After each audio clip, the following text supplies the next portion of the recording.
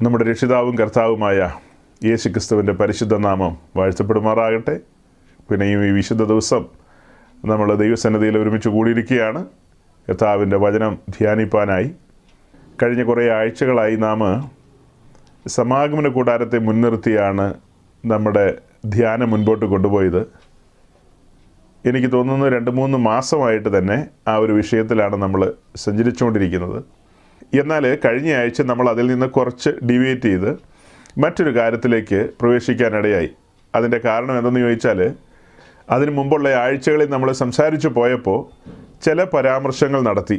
അതായത് സമാഗമന കൂടാരത്തിൻ്റെ നിർമ്മിതിയുമായി ബന്ധപ്പെട്ടും അതിനോട് കണക്ട് ചെയ്ത് പുതിയ നിയമസഭയാം കൂടാരവും അതിൻ്റെ നിർമ്മിതിയുമായി ബന്ധപ്പെട്ട് സംസാരിച്ചു പോയപ്പോൾ സഹോദരിമാരുടെ പങ്കാളിത്തം എന്നുള്ളൊരു കാര്യം നമ്മൾ പറഞ്ഞു. സമാഗമന കൂടാരത്തിൻ്റെ നിർമ്മിതിയോടുള്ള ബന്ധത്തിൽ ഒരുപറ്റം സഹോദരിമാരെ പുറപ്പാട് ദിവസം 35-ാം അധ്യായത്തിലും പിന്നീട് 38-ാം അധ്യായത്തിലൊക്കെ കണ്ടു. അവരുടെ പങ്കാളിത്തം ഏത് വിധത്തിലായിരുന്നു എന്നൊക്കെ നമ്മൾ എക്സ്പ്ലെയിൻ ചെയ്തു. അപ്പോൾ ആ ഒരു ഭാഗം പറയുന്ന ഒരു ഷോർട്ട് വീഡിയോ സോഷ്യൽ മീഡിയയിൽ പങ്കുവെച്ചപ്പോൾ വലിയ പങ്ക് ആളുകൾക്കും അത് ഉൾക്കൊള്ളാൻ കഴിഞ്ഞില്ല. അവരതിന് വ്യത്യസ്തമായ ഒത്തിരി അഭിപ്രായങ്ങൾ പറഞ്ഞു. അപ്പോൾ അതുകൊണ്ട് നമുക്ക് മനസ്സിലായി അവർക്ക് മനസ്സിലായിട്ടില്ല, അതിന് വിശദീകരണം കൊടുക്കേണ്ടതുണ്ടെന്ന്. അങ്ങനെയാണ് കഴിഞ്ഞ ആഴ്ചത്തെ മെസ്സേജ് ഒരു പ്രത്യേക രീതിയിൽ തന്നെ മുൻപോട്ട് പോയി. ഈ പറയപ്പെട്ട നിലയിൽ സഹോദരിമാരുടെ പങ്കാളിത്തം, ആ പഴയ നിയമഭാഗവും പുതിയ നിയമഭാഗങ്ങളുമൊക്കെ എടുത്തു വെച്ച് നമ്മൾ പറയായിരുന്നു. അന്ന് നമ്മളുടെ ആ മെസ്സേജിൻ്റെ അടിയിൽ വന്ന കമൻസ്, ആ കമൻസിനൊക്കെ മറുപടി പറയുക എന്ന് പറഞ്ഞാൽ, കമൻറ്റ് ചെയ്യുന്നവരെല്ലാം പ്രിയപ്പെട്ടവരാണ്. അവരുടെ വിയോജിപ്പുകളും യോജിപ്പുകളും അവർ കമൻസിൽ രേഖപ്പെടുത്തും. അവരുടെ ചിന്തകളാണതെല്ലാം. അവരുടെ മാത്രമല്ല, അനേകരുടെ ചിന്തകളാണ് അവരിലൂടെ രേഖപ്പെടുത്തുന്നത്. അതായത് നമ്മൾ ആ മെസ്സേജിൽ പറയായിരുന്നു, 5 വിധ ശുശ്രൂഷയോടുള്ള ബന്ധത്തിൽ വാത്സല്യ സഹോദരിമാരെ ആരെയും അതിൽ പരിഗണിച്ചിട്ടില്ല. കർത്താവിൻ്റെ 12 ശിഷ്യന്മാരെ എടുത്ത് നമ്മൾ നോക്കുമ്പോൾ അതിനകത്തും ഒരു സഹോദരി ഇല്ല. എന്നാൽ പുതിയ നിയമ സഭയാം കൂടാരത്തിൻ്റെ പണിയിൽ സഹോദരിമാരുടെ പങ്കാളിത്തമുണ്ട്. നമ്മൾ പറഞ്ഞ വാക്കുകൾ ആളുകൾ ശ്രദ്ധിച്ച് കേട്ടില്ല. അതിൻ്റെ പണിയിൽ അവർക്ക് പങ്കാളിത്തം ഉണ്ടെന്നാണ് പറഞ്ഞത്. അല്ലാതെ അവർ പുൾപിറ്റിൽ വന്നിട്ട് പ്രസംഗിച്ചു എന്നോ പ്രവചിച്ചു എന്നോ ആളുകളെല്ലാം തെളിയിട്ടു എന്നോ ഒന്നും നമ്മൾ പറഞ്ഞില്ല. നമ്മൾ പറയാത്ത കാര്യങ്ങളെ അവർ ഇങ്ങനെ ചിന്തിച്ചു കൂട്ടിയാണ് ഈ കമൻസിൽ എഴുതി വെച്ചത്. അപ്പോൾ 5 വിധ ശുശ്രൂഷയിൽ സഹോദരിമാരില്ലെന്നാണ് മറ്റൊരു കൂട്ടം ചോദിച്ചത്. അങ്ങനെ ഇല്ലെന്ന് പറഞ്ഞാൽ എങ്ങനെ ശരിയാകും? ഫിലിപ്പോസിൻ്റെ പെൺമക്കൾ പ്രവചിക്കുന്നവരല്ലേ? അവർ പ്രവചിക്കുമല്ലോ, പിന്നെ എന്തുകൊണ്ട് താങ്കൾ അങ്ങനെ പറയുന്നു എന്നുള്ള ചോദ്യത്തിൻ്റെ മറുപടിയാണ് ഒടുക്കം വന്നപ്പോൾ നമ്മൾ അങ്ങ് വിശദീകരിച്ചത്. കഴിഞ്ഞ ആഴ്ചത്തെ മെസ്സേജിൽ അങ്ങനെയാണ് വിശദീകരിച്ചത്. പുതിയ നിയമസഭയോടുള്ള ബന്ധത്തിൽ 5 വിധ ശുശ്രൂഷയിൽ ഈ പറയപ്പെട്ട നിലയിൽ സഹോദരിമാരുടെ പങ്കാളിത്തോടെ പറയുന്നില്ല. എന്നാൽ ശുശ്രൂഷയിൽ സഹായകരമായ രീതിയിൽ സഹോദരിമാർ പെരുമാറിയിട്ടുണ്ട്. അത്രയും വിശദീകരിച്ച് പറഞ്ഞിട്ടും ഒരാൾ പിന്നെയും വന്ന് ചോദിച്ചു, ക്രംക്രയ സഭയിലെ സഹോദരി ഫേബ ശുശ്രൂഷക്കാരത്തിയാണല്ലോ. ശുശ്രൂഷക്കാരത്തി എന്ന് പറഞ്ഞാൽ നമ്മുടെ ഈ സോക്കോൾഡ് പെന്തക്കോസ്ത് മനസ്സിലാക്കിയിരിക്കുന്നത് പ്രവാചകി എന്നാണ്. സെൻട്രൽ ട്രാവൻകൂറിലെ പെന്തക്കോസുകാരുടെ ഇടയിലെ ഒരു സംസാര ഭാഷയാണ്. അതായത് ഈ മലബാർ സൈഡിലോ മറ്റേതെങ്കിലും സൈഡിലുള്ള പെന്തക്കോസുകാർക്ക് മനസ്സിലാകില്ല. സെൻട്രൽ ട്രാവൻകൂറിലുള്ള പെന്തക്കോസുകാർക്ക് മാത്രം മനസ്സിലാകുന്ന ഒരു ഭാഷാപ്രയോഗമാണ്. പുള്ളിക്കാരിക്ക് ശുശ്രൂഷയുണ്ട് കേട്ടോ, ഇന്നയാൾക്ക് ശുശ്രൂഷയുണ്ട് കേട്ടോ, മറ്റേയാൾക്കോ അവർക്ക് ശുശ്രൂഷയില്ല. പിന്നെ അവർക്ക് എന്നതാ ഉള്ളത്? അവർ ചുമ്മാ പ്രസംഗിക്കുക, അത്രയേ ഉള്ളൂ. അങ്ങനെയൊക്കെ ആളുകൾ ധരിച്ചിരിക്കുന്നത്. അതായത് നമ്മൾ പുതിയ നിയമത്തിൽ ശുശ്രൂഷക്കാരൻ ശുശ്രൂഷക്കാരത്തി എന്നൊക്കെ പറയുന്നത് കേട്ട് കഴിഞ്ഞാൽ ഇവർ വിചാരിക്കുന്നത് കൃപാവരങ്ങൾ ഓപ്പറേറ്റ് ചെയ്യുന്ന പ്രവചിക്കുന്ന ആളുകളെയാണ് ശുശ്രൂഷക്കാരെന്നുള്ള നിലയിൽ പരിഗണിക്കുന്നത്. അത് ശുശ്രൂഷക്കാരും ശുശ്രൂഷക്കാരത്തികളും എന്ന് പറഞ്ഞാൽ അവർ ഈ അപ്പസ്തോലന്മാരുടെ സഹായവൃന്ദത്തിൽപ്പെട്ട ആളുകൾ. അവരെന്തെല്ലാം സഹായിക്കുമെന്ന് ചോദിച്ചാൽ കഞ്ഞിയും കറിയും മുതൽ എല്ലാം വയ്ക്കും. അടിച്ചു തലി മുതൽ A to Z എല്ലാ കാര്യങ്ങളും ചെയ്യും. എല്ലാത്തിലും അവർ സഹായികളാണ്. അവർ പ്രസംഗിച്ചെന്നോ പ്രവചിച്ചെന്നോ ഒന്നും അല്ല നമ്മൾ അതുകൊണ്ട് വിവക്ഷിക്കുന്നത്. അതായത് ഈ പ്രസംഗിക്കുന്നു എന്ന് പറയുന്ന ആളുകൾക്ക് പ്രാർത്ഥനയുടെ പിൻബലം ആവശ്യമാണ്. പ്രസംഗം പോലെ തന്നെ തത്തുല്യമായ ഗൗരവമുള്ളൊരു കാര്യമാണത്. അതായത് കൃപാവരങ്ങളിലൊന്നാണ് പ്രാർത്ഥന എന്ന് പറയുന്നത്. സാധാരണ എല്ലാവരും പ്രാർത്ഥിക്കും. എന്നാൽ ചില മനുഷ്യർക്ക് കൃപാവരങ്ങൾ എന്ന നിലയിൽ അത് പകർന്നു കിട്ടിയിട്ടുണ്ട്. അവർ വലിയ പ്രാർത്ഥന പോരാളികളായിരിക്കും. മറ്റെല്ലാവരും പ്രാർത്ഥിക്കുന്ന പോലെയല്ല അവരുടെ പ്രാർത്ഥന, വ്യത്യാസമുണ്ട്. അപ്പോൾ ഈ പറയപ്പെട്ട നിലയിൽ ഈ ആളുകളെല്ലാം ശുശ്രൂഷയിൽ അവരെ സഹായിക്കുകയാണ്, സഹായവൃന്ദമാണ് അവരൊക്കെ. അപ്പോൾ അത് ചെറിയ കാര്യമല്ല. അതുപോലെ തന്നെ പത്രോസ് 2 കുപ്പായമായിട്ടാണ് വന്നിരിക്കുന്നത്. ഒരെണ്ണം ഇട്ടിരിക്കുന്നു, ഒരെണ്ണം കയ്യിലുണ്ട്. അപ്പോൾ അങ്ങനെ താൻ യോപ്പയിൽ വന്ന് തോൽക്കൊല്ലനായ ശീമോൻ്റെ വീട്ടിൽ പാർക്കുക. അപ്പോൾ അവിടെ ഒരു ഫേബയുണ്ടെന്ന് വിചാരിച്ചോ. അപ്പോൾ ആ ഫേബ പത്രോസിനോട് പറയുകയാണ്, ആ ഉടുത്തിട്ട് മാറിയതുണ്ടല്ലോ, നമുക്കൊന്ന് അലക്കിയിട്ടേക്കാം. ഇനി അടുത്ത് കൊർന്നല്യോസിൻ്റെ വീട്ടിലേക്ക് പോട്ടെ. കൊർന്നല്യോസിൻ്റെ വീട്ടിലേക്ക് പോകുമ്പോൾ ചീഞ്ഞ് നാറി പോണ്ട, ഞാനത് അലക്കി ഇസ്തിരിയൊക്കെ ഇട്ട് തരാം. അങ്ങനെ കൊർന്നല്യോസിൻ്റെ വീട്ടിലേക്കൊക്കെ പോകുമ്പോൾ ഇത്തിരി മാന്യമായിട്ടൊക്കെ പൊക്കോ എന്ന് പറയുമ്പോൾ അതും ശുശ്രൂഷയുടെ ഭാഗമാണ്. ഈ സഹായവൃന്ദത്തിൻ്റെ ഉത്തരവാദിത്തപ്പെട്ട കാര്യങ്ങളാണത്. അവർ സുവിശേഷം പറയില്ലെന്ന് ചോദിച്ചാൽ അവരല്ല, എല്ലാവരും സുവിശേഷം അറിയിക്കണം. അവർ മാത്രമല്ലെന്നേ, രക്ഷിക്കപ്പെട്ട് സ്നാനപ്പെട്ട് വന്ന എല്ലാവരും സുവിശേഷം അറിയിക്കണം, ഒരു വിധത്തിൽ അല്ലെങ്കിൽ മറ്റൊരു വിധത്തിൽ. അതായത് നമ്മുടെ കേൾവിക്കാരിൽ ഇപ്പോൾ കേൾക്കുന്നതാകാം, മേലാൽ കേൾക്കുന്നതാകാം, അങ്ങനെയുള്ള സഹോദരങ്ങളിൽ ഒരിക്കൽ പോലും സുവിശേഷം അറിയിക്കാത്തവർ ചിലപ്പോൾ കാണും. ഒരിക്കൽ എന്നോടൊരു സഹോദരൻ പറഞ്ഞു, വിശ്വാസത്തിൽ വന്നിട്ട് 5 വർഷമായി, താൻ ഇന്ന് വരെ ഉപവസിച്ചിട്ടില്ലെന്ന് പറഞ്ഞു. ദൈവസന്നിധിയിൽ ഇന്ന് വരെ ഉപവസിച്ചിട്ടില്ല. ഉപവാസവും പ്രാർത്ഥനയും ദൈവസഭയുടെ പ്രാക്ടീസിൽപ്പെട്ട കാര്യങ്ങളല്ലേ. 5 വർഷമായിട്ട് ആ സഹോദരൻ ഉപവസിച്ചിട്ടില്ല. പുള്ളിക്ക് അതിനെക്കുറിച്ചൊരു ചിന്ത പോലുമില്ല. അപ്പോൾ ഞാൻ അത്ഭുതപ്പെട്ടു പോയി. ഞാൻ വിശ്വാസ വഴി വന്ന് ആ 5 വർഷം തിരിഞ്ഞു നോക്കുമ്പോൾ, ആദ്യത്തെ 5 വർഷമേ എത്രയോ തവണ ദൈവസന്നിധിയിൽ ഉപവാസവും പ്രാർത്ഥനയുമായിട്ട് ദിവസങ്ങൾ, അയ്യോ 1, 2, 20, 30 അല്ല, അങ്ങനെ ഉപവാസത്തിലൊക്കെ പോയിട്ടുണ്ട്. അപ്പോഴാണ് ഈ സഹോദരൻ അങ്ങനെ പറയുന്നത്. അപ്പോൾ അതെനിക്കൊരു വിസ്മയമായിപ്പോയി. അതിനോട് ചേർത്ത് വെച്ചാൽ ഇപ്പം ഞാൻ പറഞ്ഞത്, വിശ്വാസ വഴി വന്നിട്ട് 4 വർഷമോ 3 വർഷമോ 5 വർഷമോ 8 വർഷമോ ഒക്കെ ആയ പലരും നമ്മളെ കേൾക്കും. അവരിൽ പലരും ഒരിക്കൽ പോലും ഒരാളോടൊരു സുവിശേഷം പറഞ്ഞിട്ടുണ്ടാകില്ല. ഇമ്മീഡിയറ്റ് റിലേറ്റീവ്സിനോട് പോലും പറഞ്ഞിട്ടുണ്ടാവില്ല. തങ്ങളുടെ വിശ്വാസം ഇന്നതാണ്, തങ്ങൾ ഇന്ന വഴിയിലാണ് പോകുന്നതെന്നൊക്കെ എല്ലാവർക്കും അറിയാം. ഓക്കെ, അത്ര തന്നെ. ആരെയും ശല്യപ്പെടുത്താനായിട്ട് അങ്ങനെയുള്ള കാര്യങ്ങൾക്കൊന്നും അവർ പോവാറില്ല, ആരെയും ബുദ്ധിമുട്ടിപ്പിക്കാറില്ലെന്ന് ചുരുക്കം. അതൊക്കെ എന്ത് സ്വഭാവമാണ്, ഇടയ്ക്ക് കയറി പറഞ്ഞതാണത്. അപ്പോൾ രക്ഷിക്കപ്പെട്ട് സ്നാനപ്പെട്ട് ദൈവരാജ്യത്തിൽ വന്നിട്ടുള്ള എല്ലാവരുടെയും ഉത്തരവാദിത്വമാണ് സുവിശേഷം അറിയിക്കുക എന്നുള്ളത്. അല്ലെങ്കിൽ ഒരു വെപ്രാളമെങ്കിലും വേണം. എൻ്റെ ദൈവമേ, എനിക്കിത് അറിയിക്കാൻ പറ്റുന്നില്ലല്ലോ, മറ്റൊരു വ്യക്തിയോട് പറയാനായിട്ട് എനിക്ക് കഴിയുന്നില്ലല്ലോ, എന്നെ അതിന് പ്രാപ്തമാക്കണമേ, കഴിയുന്നവരെ ഓർത്ത് സ്തോത്രം ചെയ്യാനും അങ്ങനെയൊക്കെ ഒരു മനോഭാവം ചിലർക്ക് അതുപോലുമില്ല. അപ്പം നമ്മൾ പറഞ്ഞു വന്നത് എന്താ, ക്രയ സഭയിലെ ശുശ്രൂഷക്കാരത്തിയായ ഫേബ മുതലേ എല്ലാ ഫേബന്മാരെയും മുൻനിർത്തിക്കൊണ്ടാണ് ഈ കാര്യങ്ങളെല്ലാം പറഞ്ഞത്. കഴിഞ്ഞ ആഴ്ച അത്യാവശ്യം അതിൻ്റെ വിശദീകരണങ്ങളൊക്കെ പറഞ്ഞു. ഗ്രഹിക്കാൻ പറ്റുന്നവർക്ക് ഗ്രഹിക്കാൻ കഴിയട്ടെ, അല്ലാത്തവരെ ഓർത്ത് നമുക്ക് സങ്കടപ്പെടുകയല്ലാതെ വേറെ മാർഗവുമില്ല. കാരണം കൂടുതൽ ആഴത്തിൽ വചനം പഠിക്കേണ്ടതുണ്ട്. നമ്മൾ നഗ്നനേത്രം കൊണ്ട് വായിച്ചെടുക്കുമ്പോൾ കിട്ടുന്ന ആ കാര്യം അങ്ങനെ തന്നെ ചിലത് പ്രസൻറ്റ് ചെയ്യാൻ പറ്റില്ല. അതിനൊക്കെ ആഴങ്ങളുണ്ട്, അർത്ഥങ്ങളുണ്ട്, വരികൾക്കിടയിൽ നിന്ന് വായിച്ചെടുക്കേണ്ട കാര്യങ്ങളുണ്ട്. എനിവേ, അപ്പോൾ പറഞ്ഞു വന്നത്, നമ്മൾ സമാഗമന കൂടാരത്തിൻ്റെ പഠനത്തോടുള്ള ബന്ധത്തിലാണ് മുൻപോട്ട് പോയിക്കൊണ്ടിരുന്നത്. വീണ്ടും നമ്മൾ അങ്ങനെ ഒരു പഠനത്തിലേക്ക് വരുവാനുണ്ടായ സാഹചര്യമൊക്കെ നേരത്തെ വിശദീകരിച്ചിട്ടുണ്ട്. ഒരു കാര്യം ഞാൻ ഉറപ്പിച്ച് പറയാം, ഈ ഒരു പഠനം നമ്മെ ദൈവത്തോട് കൂടുതൽ അടുപ്പിക്കുകയും ദൈവ ഭയമുള്ളവരാക്കി മാറ്റുകയും ചെയ്തു. അതിൻ്റെ തെളിവുകളിലേക്ക് ഞാൻ പോകാൻ പോകുന്നത്. നമുക്ക് അങ്ങനെ ദൈവത്തെക്കുറിച്ചുള്ള ചിന്തകളും ജീവനുള്ള ദൈവത്തിൻ്റെ സഭയാമാലയത്തിൽ എങ്ങനെ നടക്കണമെന്നുള്ള ചില ബോധ്യങ്ങളൊക്കെ ലഭിച്ചത് ഈ ഒരു പഠനത്തിലൂടെയാണ്. അനേകർ ഇരുട്ടി തപ്പുന്ന കാര്യങ്ങളൊക്കെ നമ്മുടെ സഹോദരങ്ങൾക്ക് അത് പകൽ പോലെ വ്യക്തമാണ്.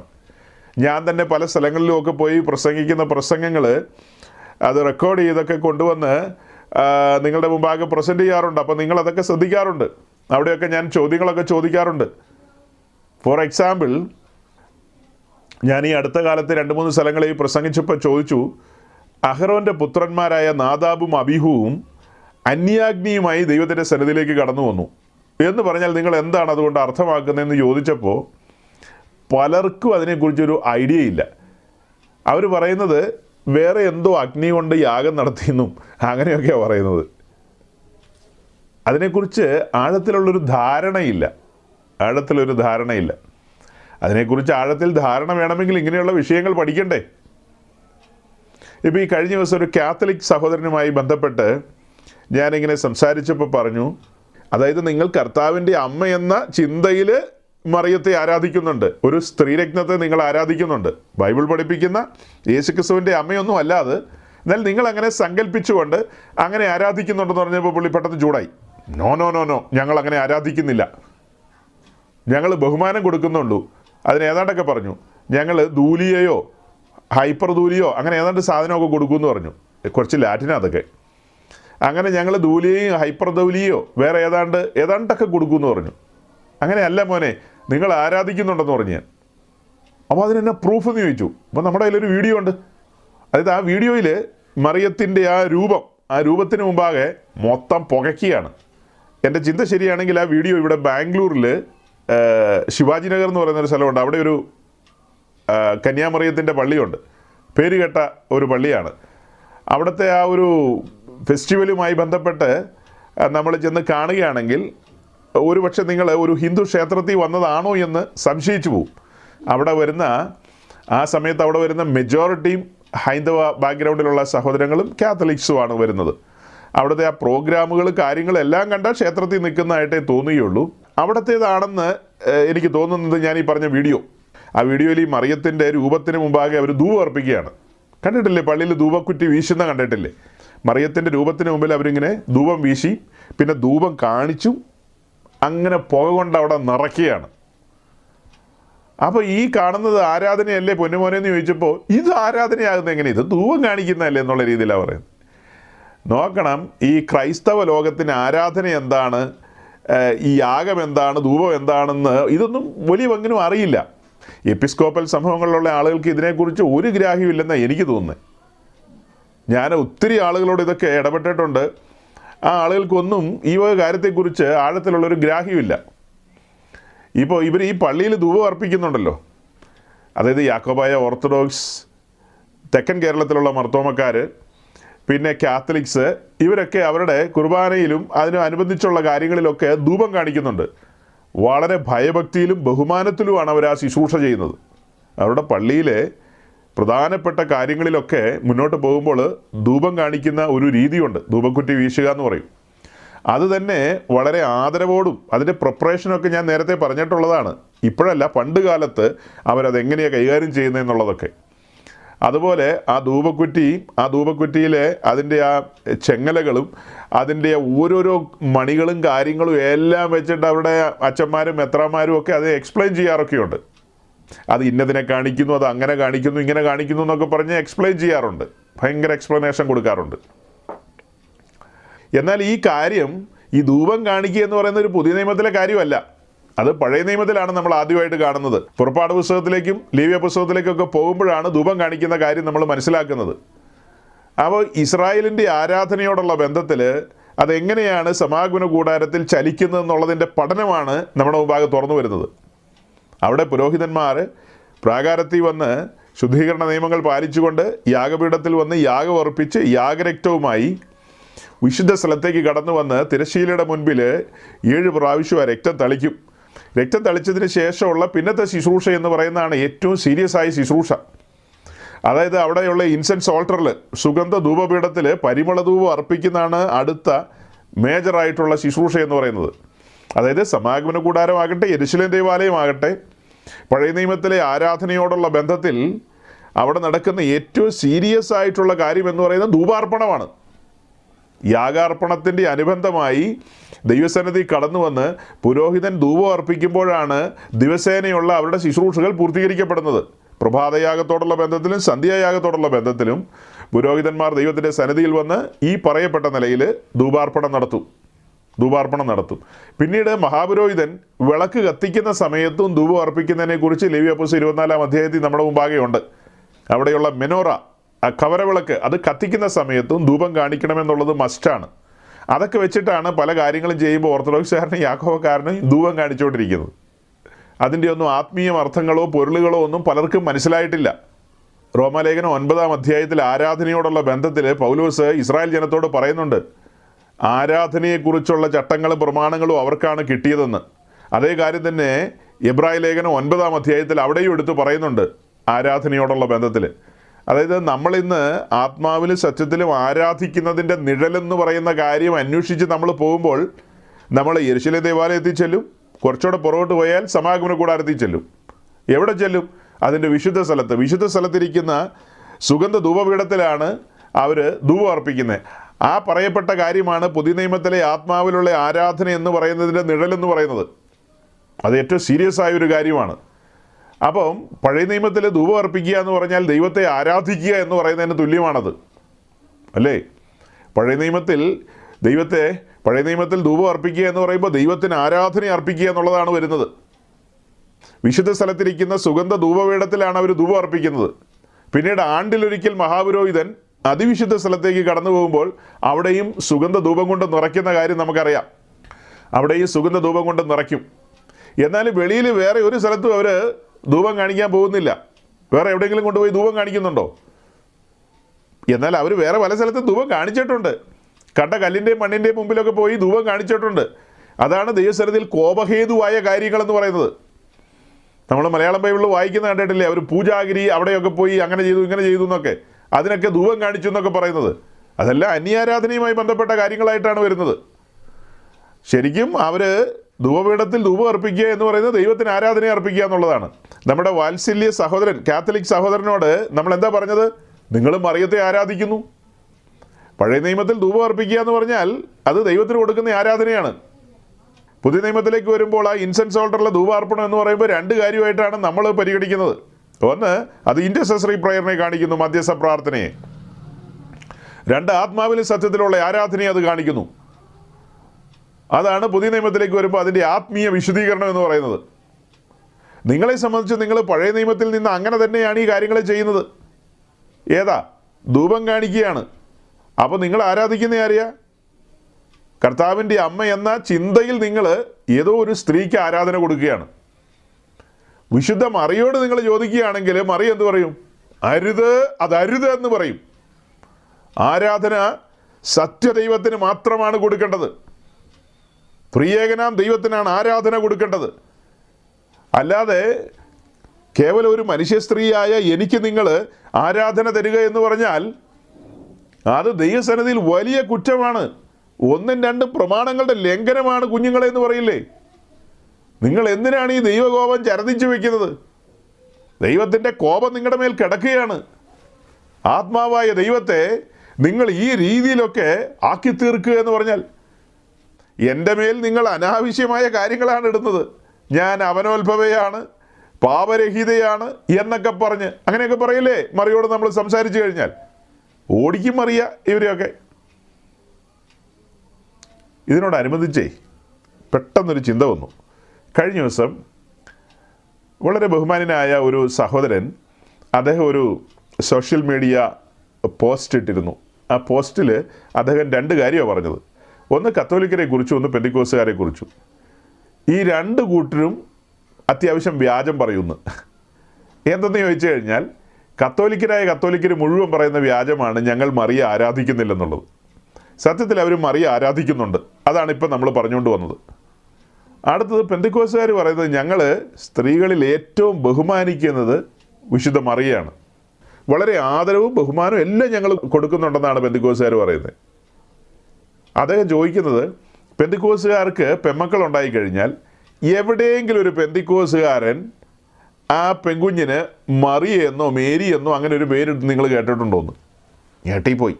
നമ്മുടെ എബി ഇട്ടിട്ടില്ല, പിന്നെ ഷിജു പാസ്റ്റർ ഇട്ടിട്ടില്ല, ഇവിടെ പിന്നെ ബെൽവിൻ ഇടില്ല, ജെയിംസ് ഇടില്ല, പിന്നെ ആരാ നവീൻ ഒട്ടും ഇടില്ല, ബ്ലസ്സി അത്രയും കൂടെ ഇടില്ല. ഇവരാരും ഇടില്ല. ഇവരൊക്കെ രൂത്തെന്ന് വേണേ ഇടും, മോവാബിയ സ്ത്രീയായ രൂത്തിൻ്റെ പേരിടും, പിന്നെ രാഹാബെന്ന് വരെ വേണേ ഇടും. പക്ഷെ മറിയാന്നൊരു പെന്തിക്കോസുകാരനോടുമില്ല. അതിൻ്റെ കാരണം എന്നാ? തലയ്ക്കകത്ത് ആൾതാമസം കുറവാണ്, വേറെ കുഴപ്പമൊന്നുമില്ല. ആൾതാമസം ഉണ്ടെങ്കിൽ, ഇപ്പോൾ ഈ പേര് പറഞ്ഞ ആൾക്കാരുടെയും തലയിൽ ആൾതാമസം ഉണ്ടായിരുന്നെങ്കിൽ എല്ലാവർക്കും ഓരോ പെൺകുഞ്ഞിനെ കർത്താവ് കൊടുത്തിട്ടുണ്ട്. ഇപ്പം ഈ അടുത്ത സമയത്താണ് ഒരുത്തിക്ക് കൊടുത്തത്. എന്നായിരിക്കും പേരിടുന്നത്? 2 ആഴ്ച മുമ്പ് വിശുദ്ധ മറിയെക്കുറിച്ച് നമ്മൾ പറഞ്ഞു. അബ്രഹാമിനെയും മറിയേയും ചേർത്ത് വെച്ചാണ് നമ്മൾ ചിന്തിച്ചത്. അബ്രഹാം എവിടെ കിടക്കുന്നു, മറി എത്ര ഉത്തുംഗത്തിലാണ് നിൽക്കുന്നത്. കഴിഞ്ഞ കാലങ്ങളിൽ നമ്മുടെ ഇടയിൽ സംഭവിച്ചു പോയൊരു പാളിച്ച എന്ന് പറയുന്നത്, കത്തോലിക്കര് ആ കാര്യം വെടക്കാക്കി. അതുകൊണ്ട് നമ്മൾ എന്ത് ചെയ്യുന്നു, ആ പരിസരത്തേക്ക് പോലും പോകുന്നില്ല. അങ്ങനെ ഒരു വേദഭാഗം കൊടുത്ത് വിശദീകരിക്കാൻ പോലും തുനിയുന്നില്ല. നമ്മളങ്ങനെ പ്രസംഗിച്ചപ്പോൾ തന്നെ ചില ബന്ധുക്കോസുകാർ ചോദിച്ചു, ഇനി മറിയേയും കൂടെ പൊക്കാൻ തുടങ്ങിയോന്ന്. ആ മെസ്സേജിൻ്റെ ആഴം, അതിൻ്റെ വെളിപ്പാട്, അതൊന്നും അവർ ചിന്തിക്കുന്നില്ല. അവർ പെട്ടെന്ന് ട്രാക്കി മാറുകയാണ്. പെട്ടെന്ന് അവരുടെ മുഖം ചുവന്ന് തുടുത്തു വരിക. അങ്ങനെ എന്തിനാ ചുമക്കുന്നത്? കണ്ടമാനം ചുമക്കല്ലേ. ഈ പറഞ്ഞത് യാഥാർത്ഥ്യമാണ്. ആ മനുഷ്യനത് പറഞ്ഞപ്പോൾ ഞാൻ മനസ്സുകൊണ്ട് ചിന്തിച്ചു, എത്ര കറക്റ്റാ.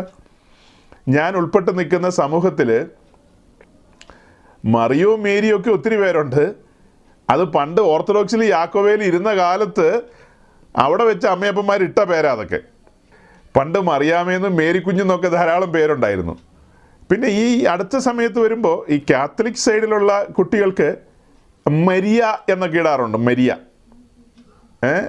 അതായത് അതിൻ്റെ ഒരു കുറച്ച് ഡെക്കറേറ്റ് ചെയ്ത് ഭംഗിയായിട്ട് ഈ തലമുറയിൽ നാലാളുടെ മുമ്പിൽ നിൽക്കാൻ പാകത്തിന്. മറിയാമ്മ എന്നൊക്കെ പറഞ്ഞു കഴിഞ്ഞാൽ പെങ്കൊച്ചുങ്ങളെ കോളേജിൽ നിന്ന് ഓടിക്കും ആൾക്കാർ, ശരിയാക്കി കളയും.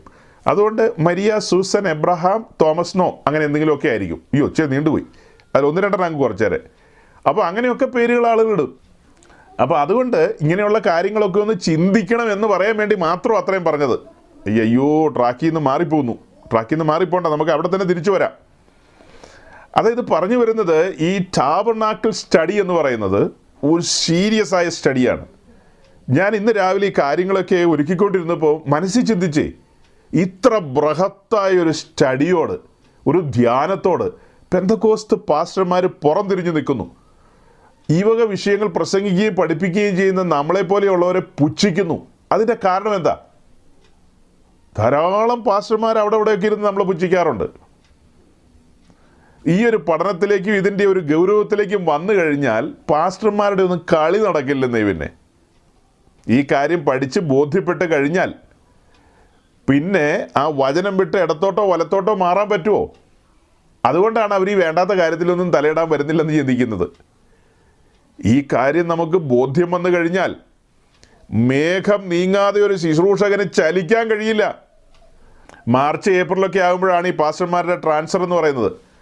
അന്നേരം നല്ല മിടുക്കന്മാർ, മണിയടിക്കാനായിട്ട് നല്ല കഴിവുള്ളവർ അവരുടെ സെൻട്രൽ പാസ്റ്ററേയും കൗൺസിൽ അംഗങ്ങളെയൊക്കെ മണിയടിച്ച് കൊച്ചിയിലും തിരുവനന്തപുരത്തും അല്ലെങ്കിൽ ബാംഗ്ലൂരിലോ, അതൊന്നുമല്ല, കുവൈറ്റിലേക്കോ അല്ല ഹൂസ്റ്റണിലേക്കോ ഒരു ട്രാൻസ്ഫർ തരപ്പെടുത്തും. അതിന് വേണമെങ്കിൽ 1,50,000 ഒക്കെ ചിലവഴിച്ചിട്ടാണെങ്കിലും വേണ്ടില്ല, അവരൊരു ട്രാൻസ്ഫർ തരപ്പെടുത്തും. അതേസമയം സമാഗമന കൂടാരത്തിൻ്റെ പഠനവും അതിൻ്റെ ആഴങ്ങളൊക്കെ മനസ്സിലാക്കിയ ഒരു ദൈവദാസൻ അവൻ്റെ കാല ചലിക്കില്ല. അങ്ങനെ ഒരു കാര്യത്തിന് അവൻ ചിന്തിക്കുക പോലുമില്ല, അവൻ ഭയന്നു പോവും. ജീവനുള്ള ദൈവത്തിൻ്റെ സാന്നിധ്യത്തിൽ ഇസ്രായേൽ സഞ്ചരിച്ചു പോയ പോക്ക്, അതിന് തത്തുല്യമാണ് ഈ പുതിയ നിയമ കാലഘട്ടത്തിൽ തൻ്റെ ജനമായ നാം സഞ്ചരിച്ചു പോകുന്നത്. ശുശ്രൂഷകന്മാർ മാത്രമല്ല, വിശ്വാസികൾക്കും ബാധകമാണല്ലോ ഇതെല്ലാം. നമുക്ക് ബോധിക്കുന്നത് പോലെ എല്ലാം ചെയ്യാൻ കഴിയില്ലെന്നേ. ദൈവത്തിൻ്റെ അരുളപ്പാടുകൾ ലഭിക്കണം, ആലോചന ലഭിക്കണം, ഗ്രീൻ സിഗ്നലുകൾ ലഭിക്കണം.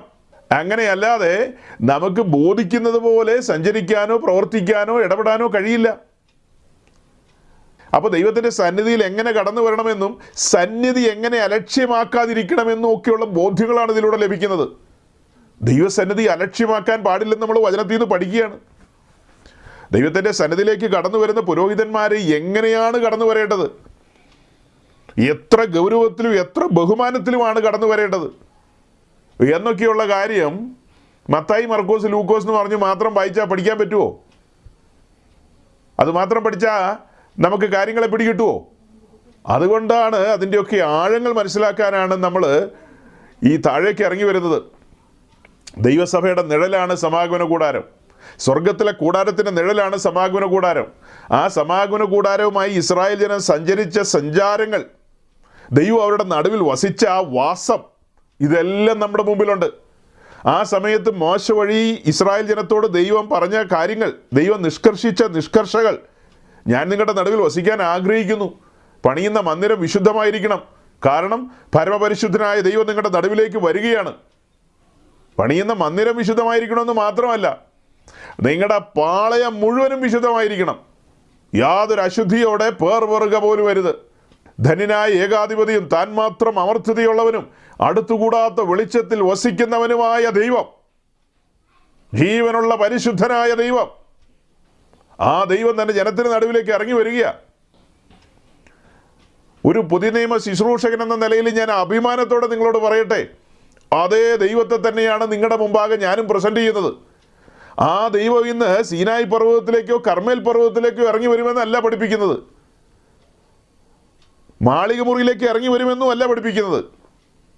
ആ ദൈവം എൻ്റെയും നിങ്ങളുടെയും ഉള്ളിലേക്ക് ഇറങ്ങി വരികയാണ്, നമ്മുടെ ജീവിതത്തിലേക്ക് ഇറങ്ങി വരികയാണ്, നമ്മുടെ ജീവിതത്തിൽ തൻ്റെ രാജ്യം സ്ഥാപിക്കുകയാണ്.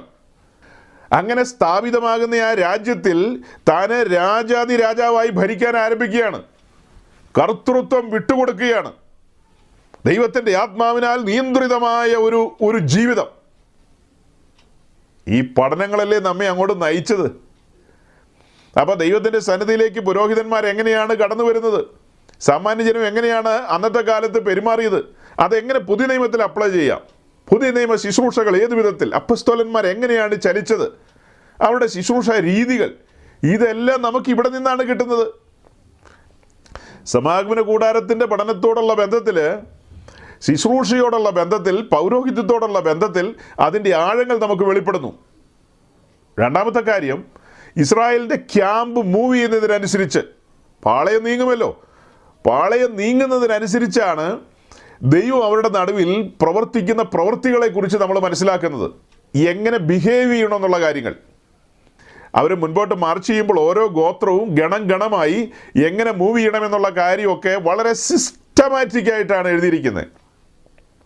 ടാബർനാക്കിൾ സ്റ്റഡിയോടുള്ള ബന്ധത്തിൽ നമ്മൾ ആദ്യത്തെ ആഴ്ചകളിലാണ് ആ കാര്യങ്ങളെ കണ്ടത്. യഹൂദ മുൻപോട്ട് മാർച്ച് ചെയ്യുന്നതിനെക്കുറിച്ചും പിന്നത്തേതിൽ ഓരോരോ ഗോത്രങ്ങളും ഏത് രീതിയിലാണ് മാർച്ച് ചെയ്യേണ്ടതെന്നുള്ള കാര്യങ്ങളൊക്കെ കണ്ടത്. സംഖ്യാപുസ്തകം 9-ാം അധ്യായത്തോടുള്ള ബന്ധത്തിൽ മേഘം നീങ്ങുന്നതിനെക്കുറിച്ച് അവിടെ കാണുന്നുണ്ട്. മേഘം നീങ്ങുന്നതിനനുസരിച്ചാണ് ഇസ്രായേലിൻ്റെ ക്യാമ്പ് മൂവ് ചെയ്തുകൊണ്ടിരുന്നത്. അപ്പോൾ അതെല്ലാം നമ്മൾ പുതിയ നിയമത്തിൽ കൊണ്ടുവന്ന് ചിന്തിക്കും.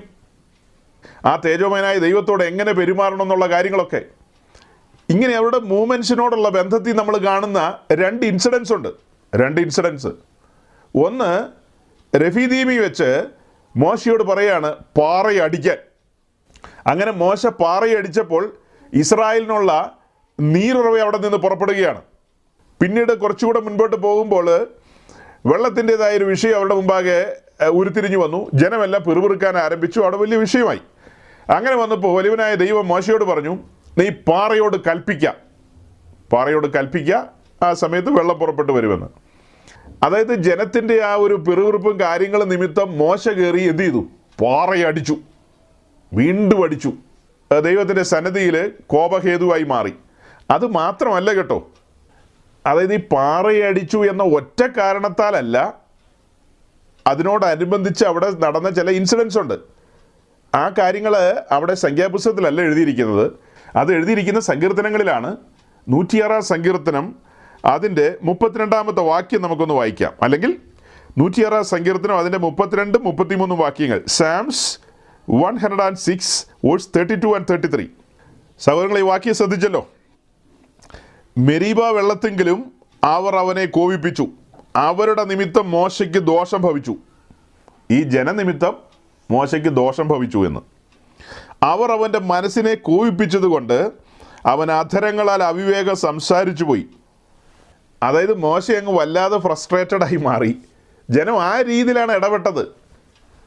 അതുപോലെ മോശ അവർക്ക് വേണ്ടി ഇടിവിൽ നിന്ന് പ്രാർത്ഥിച്ചും കരുതിയും ഒക്കെ കൊണ്ടുവന്നതാണ്. ഇന്നലെ വൈകിട്ടത്തെ മെസ്സേജിൻ്റെ ഒടുവിലത്തേക്ക് വന്നപ്പോൾ ആവർത്തന പുസ്തകം 9-ാം അധ്യായത്തിൽ ഡിയൂട്രോണമി ചാപ്റ്റർ 9-ൽ ഇതിനെക്കുറിച്ചുള്ള വിശദീകരണം ഞാൻ പറഞ്ഞിരുന്നു. ഇപ്പോൾ അതൊന്നും വായിക്കാൻ പോവല്ല.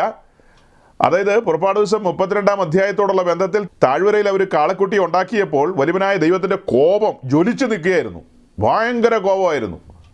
അതായത് ഒരു വിഗ്രഹത്തെ വാർത്തുണ്ടാക്കി അത് യഹോവയാണെന്നുള്ള നിലയിൽ അവർ സങ്കല്പിക്കുകയാണ്. വേറെ കാര്യങ്ങളോടൊക്കെയുള്ള ബന്ധത്തിലുള്ള കോപം പോലെയല്ല, വിഗ്രഹാരാധനയും വിഗ്രഹവുമായി ബന്ധപ്പെട്ട് വലിയ കോപമായിരിക്കും വെളിപ്പെടുന്നത്. അപ്പോൾ അതിൻ്റെ വിശദീകരണമാണ് അവിടെ നമ്മൾ കാണുന്നത്. അത് പുറപ്പാട് ദിവസം 32, 33, 34 അത്ര വിശദീകരിച്ചില്ല. എന്നാൽ ഈ ആവർത്തനം 9-ൽ അതിൻ്റെ വിശദീകരണമുണ്ട്. അത് മോശ ദൈവത്തിൻ്റെ സന്നിധിയിൽ 40 രാവും പകലും നെടുമ്പാട് വീണ് കിടന്നെന്നാണ് മോശ പറയുന്നത്. നെടുമ്പാട് വീണ് കിടന്നു, ജലപാനം പോലും കഴിക്കാതെ ദൈവത്തോട് അപേക്ഷിച്ചുകൊണ്ടിരുന്നു, ഈ ജനത്തെ നശിപ്പിക്കരുത്, ഈ ജനത്തെ നശിപ്പിക്കരുതെന്ന്. ഒരു ഇൻറ്റർസെസറി പ്രയർ എന്നുള്ള നിലയിൽ അല്ലേ, ഒരു മധ്യസ്ഥത അണക്കിയായിരുന്നു മോശ അവിടെ. ഒരു മധ്യസ്ഥത അണക്കിയായിരുന്നു മോശ അവിടെ. അങ്ങനെയൊക്കെ ചെയ്ത മോശയോടുള്ള ബന്ധത്തിലാണ് നമ്മൾ ഈ കാഴ്ച കാണുന്നത്. മോശ അവിവേകം സംസാരിച്ചു പോയെന്ന്. അവർ നിമിത്തം മോശയ്ക്ക് കോപം വന്നു. മോശ വടിയെടുത്ത് പാറയെ പിന്നെ അടിച്ചു. എന്തിനാ ഇപ്പോൾ ഈ കാര്യം ഞാൻ പറഞ്ഞത്? ടാബർനാക്കിൾ സ്റ്റഡിയുടെ മഹത്വം പറഞ്ഞു കൊണ്ടുവന്നപ്പോഴാണ് ഇത് പറയുന്നത്. അതായത് നാം സേവിക്കുന്ന ദൈവം ആരാണ്, അവൻ്റെ ക്യാരക്ടർ എന്താണ്, അവിടുത്തെ ഹിതങ്ങൾ എന്താണെന്ന് കൂടെ നടന്ന് മനസ്സിലാക്കിക്കൊള്ളണം. പാറയെ അടിക്കാനാണോ പറയുന്നത്, കൽപ്പിക്കാനാണോ പറയുന്നത്? ഇത് തിരിച്ചറിയാതെ തോന്നുന്നത് പോലെ അടിക്കാനും തോന്നുന്നത് പോലെ കൽപ്പിക്കാനും പോയി കഴിഞ്ഞാൽ ശുശ്രൂഷ പാളിപ്പോകും എന്നുള്ളതാണ് ഇതിലൂടെ വെളിപ്പെട്ട് വരുന്നത്. ഒരുവൻ്റെ ശുശ്രൂഷ പാളിപ്പോകുന്നതിൻ്റെ കാരണമാണ് പറഞ്ഞത്. അവന് ഇപ്പോൾ പാറയെ അടിക്കുകയാണോ അതേ കൽപ്പിക്കുകയാണോ ഇതിനെക്കുറിച്ചൊന്നും ഒരു ഐഡിയ ഇല്ല. പൊട്ടക്കണ്ണം മാത്തൽ എറിയുന്ന പോലെ എന്നാൽ ശരി ഒരു അടിയാൻ കൊടുത്തേക്കാം. അങ്ങനെയാണ് ചില സമയത്തൊക്കെ അടിക്കുന്നത്. എറിഞ്ഞു കഴിയുമ്പോഴേ ചിലപ്പോൾ മാങ്ങാ താഴെ വീണില്ല അത്രയല്ലേ ഉള്ളൂ. ആ രീതിയിലാണ് കാര്യങ്ങൾ ചെയ്യുന്നത്. എന്നാൽ ഇതിലൂടെ ഒരു ഗുണപാഠം നമ്മുടെ മുമ്പിൽ വരുന്നത്, മോശ അവിടെ മണ്ടത്തരം പ്രവർത്തിച്ചു, കാര്യങ്ങളെ സെൻസ് ചെയ്തില്ല. സെൻസ് ചെയ്ത് കാണും, എന്നാലും ജനം പ്രൊവോക്ക് ചെയ്ത നിമിത്തം പെട്ടെന്ന് പുള്ളി ഫ്രസ്ട്രേറ്റഡായി കയറി അടിച്ചു. അപ്പോൾ ഇതൊക്കെ നമ്മൾ പഠിച്ചു വരുമ്പോഴാണ് മനസ്സിലാകുന്നത്, ദൈവത്തോട് കൂടെ നടക്കുമ്പോൾ സ്വരം കേൾക്കാൻ, ദൈവത്തോട് കൂടെ നടക്കുമ്പോൾ ചെവി വട്ടം പിടിക്കണം, എന്ത് ചെയ്യണം എന്ത് ചെയ്യണ്ട എന്നുള്ളത്. തുടർന്ന് മുൻപോട്ട് പറഞ്ഞു വരുമ്പോൾ ഞാൻ യോശുവയുടെ പുസ്തകം 9-ാം അധ്യായത്തിലേക്ക് വരും. മോശയുടെ കാര്യം പറഞ്ഞതിന് ശേഷം നമ്മൾ യോശുവയുടെ പുസ്തകത്തിലേക്ക് ഒന്ന് വരികയാണ്. കുറച്ചും കൂടെ മുൻപോട്ട് പോയിട്ട് പറയണമെന്ന് ഓർത്ത കാര്യമാണ്, എന്നാൽ ഇതിനോട് ചേർത്ത് തന്നെ അങ്ങ് പറഞ്ഞേക്കാം. അതായത് യോശുവയുടെ പുസ്തകം 9-ാം അധ്യായത്തിലേക്ക് നമ്മൾ വരുമ്പോൾ, യോശുവ മോശയുടെ കൂടെ നടന്ന് മോശയുടെ കൈക്ക് വെള്ളം ഒഴിച്ചു കൊടുത്തവനാണ്, ഭക്തനാണ്. ഇപ്പോൾ ഇസ്രായേലിൻ്റെ സേനാ നായകനാണ്. മോശയുടെ കാലം കഴിഞ്ഞിരിക്കുന്നു. യോശുവയുടെ നേതൃത്വത്തിലാണ് യോർദാൻ കടന്നത്.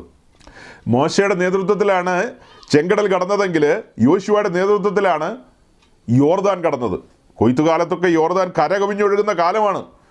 ആ സമയത്ത് ഇസ്രായേലിനെ നയിച്ചുകൊണ്ട് യോശുവ മുൻനിരയിൽ തന്നെ ഉണ്ടായിരുന്നു. അതായത് യോർദാൻ്റെ കരയിൽ വന്നു കഴിഞ്ഞപ്പോൾ യോശുവ ദൈവത്തിൽ നിന്ന് ആലോചന ലഭിച്ച് പുരോഹിതന്മാരോട് പറയാണ്, നിങ്ങൾ പെട്ടകവുമായി മുൻപിൽ നടക്കണം, നിങ്ങളുടെ കാല് യോർദാനിൽ വെക്കുമ്പോൾ യോർദാൻ രണ്ടായി പിളരും. അങ്ങനെയൊക്കെ ചെയ്ത് യോശുവ ജനത്തെ നടത്തി മുൻപോട്ട് കൊണ്ടുവരികയാണ്. നേരെ അവർ കയറി വരുന്നത് ഗിൽഗാലിലേക്കാണ്, നമുക്കറിയാം. അവിടെ നിന്ന് യെരിഹോ, പിന്നീട് ഹായ് പട്ടണം, അങ്ങനെ മുൻപോട്ട് പോവുകയാണ്. ഇവിടെ ഇത് 9-ാം അധ്യായത്തിലേക്ക് വരുമ്പോൾ, എന്നാൽ ഹിത്യർ, അമോനിയർ, കനാന്യർ, പെരിസ്യർ, ഹിവിയർ, എബൂസിയർ എന്നിങ്ങനെ യോർദാനിനിക്കരെ മലകളിലും താഴ്വരകളിലും ലെബാനോനിനെതിരെ വലിയ കടലിൻ്റെ തീരങ്ങളിലുമുള്ള രാജാക്കന്മാരൊക്കെയും ഈ വസ്തുത കേട്ടപ്പോൾ യോശുവയോടും ഇസ്രായേലിനോട് യുദ്ധം ചെയ്യുവാൻ ഏക മനസ്സോടെ യോജിച്ചു. ഈ പറയപ്പെട്ട ആളുകളെല്ലാം ഇസ്രായേലിനോട് യുദ്ധം ചെയ്യാനായിട്ട് ഏക മനസ്സോടുകൂടി ഒരുമിച്ചെന്ന്. ഈ കഴിഞ്ഞ ദിവസങ്ങളിൽ മലയാളക്കരയിൽ, അതായത് അങ്ങ് തെക്കൻ കേരളത്തിൽ പത്തനാപുരം എന്ന് പറയുന്ന സ്ഥലത്ത് ഒരു പെന്തിക്കോസ്റ്റുകാരൻ്റെ മതിലിൽ ഒരു വേദവാക്യം എഴുതി വെച്ചു. 10-27 വർഷം മുമ്പ് എഴുതിയതാ. ഈ അടുത്തിടയ്ക്ക് പെയിൻ്റൊക്കെ അടിച്ച് ഒന്നുകൂടെ ഒന്ന് പുതുക്കി. അപ്പോൾ ആ മതിലിൽ പല വാക്യങ്ങൾ എഴുതിയിട്ടുണ്ട്. അതിലൊരു വാക്യം 1 കൊരിന്ത്യർ ലേഖനം 6-ാം അധ്യായത്തിലെ വാക്യമാണ്. എന്നാൽ ഈ പറയപ്പെട്ട ആളുകളുടെ കൂട്ടത്തിൽ വിഗ്രഹാരാധികൾ ദൈവരാജ്യം അവകാശമാക്കില്ലെന്ന്. അവിടുത്തെ ആ വാർഡ് ഈ തവണ ജയിച്ചിരിക്കുന്നത് നമ്മുടെ മിത്രങ്ങൾ. അപ്പോൾ ആ ജയിച്ചു വന്ന ജയിച്ചു വന്ന ആളാരാ? ജി ആണ്. ജയിച്ചു വന്ന ജിയെ അതിൽ നടന്നു പോയപ്പോൾ ഈ വാക്യം കണ്ടു. ജിക്ക് കോപം വന്നു. ജി നോക്കിയപ്പോൾ അത് ശരിയല്ലല്ലോ, ഞങ്ങൾക്കത് ഉൾക്കൊള്ളാൻ പറ്റുന്നില്ല. ആ വീട്ടിൽ ചെന്ന് അവിടുത്തെ അമ്മാമ്മയെ സമ്മർദ്ദത്തിലാക്കി, ആകെ ഒരു പരുവത്തിലാക്കി, തൽക്കാലം അത് മായ്പിച്ചു കളഞ്ഞു. അതിനോടനുബന്ധിച്ച് ഞാനിങ്ങനെ കാര്യങ്ങളെയൊക്കെ വിശകലനം ചെയ്ത് മനസ്സിലാക്കിയപ്പോഴാണ് എല്ലാവരും ഒരുമിക്കുക. സകല ജാതി, മത, വർഗ, വർണ്ണമെന്നി എല്ലാവരും ഒരുമിക്കുകയാണ്. കാലഹരണപ്പെട്ടൊരു പുസ്തകത്തിൽ പണ്ടെങ്ങാണ്ട് ആരാണ്ട് എഴുതി വെച്ചിരിക്കുന്നത്. അത് പറയുന്ന ആരാന്നറിയാവോ? ഇവിടുത്തെ ഓർത്തഡോക്സുകാരനും കത്തോലിക്കനും യാക്കോബക്കാരനും ഒക്കെയാണ് പറയുന്നത്.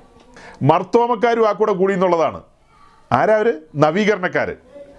പണ്ട് കല്ലിശ്ശേരിയിൽ ഒരു കൂട്ടം പിതാക്കന്മാർ ഒരു മാളികമുറി കൂടിയിരുന്ന് ദൈവത്തെ പാടി സ്തുതിക്കുകയും സന്നദ്ധ സുവിശേഷ പ്രസംഗ സംഘം എന്ന് പറയുന്ന ഒരു സംഘം ഉണ്ടാക്കിയ പുള്ളികളാണ് അവർ. നവീകരണക്കാരെന്നുള്ള പേരിലാണ് അവർ അറിയപ്പെടുന്നത്.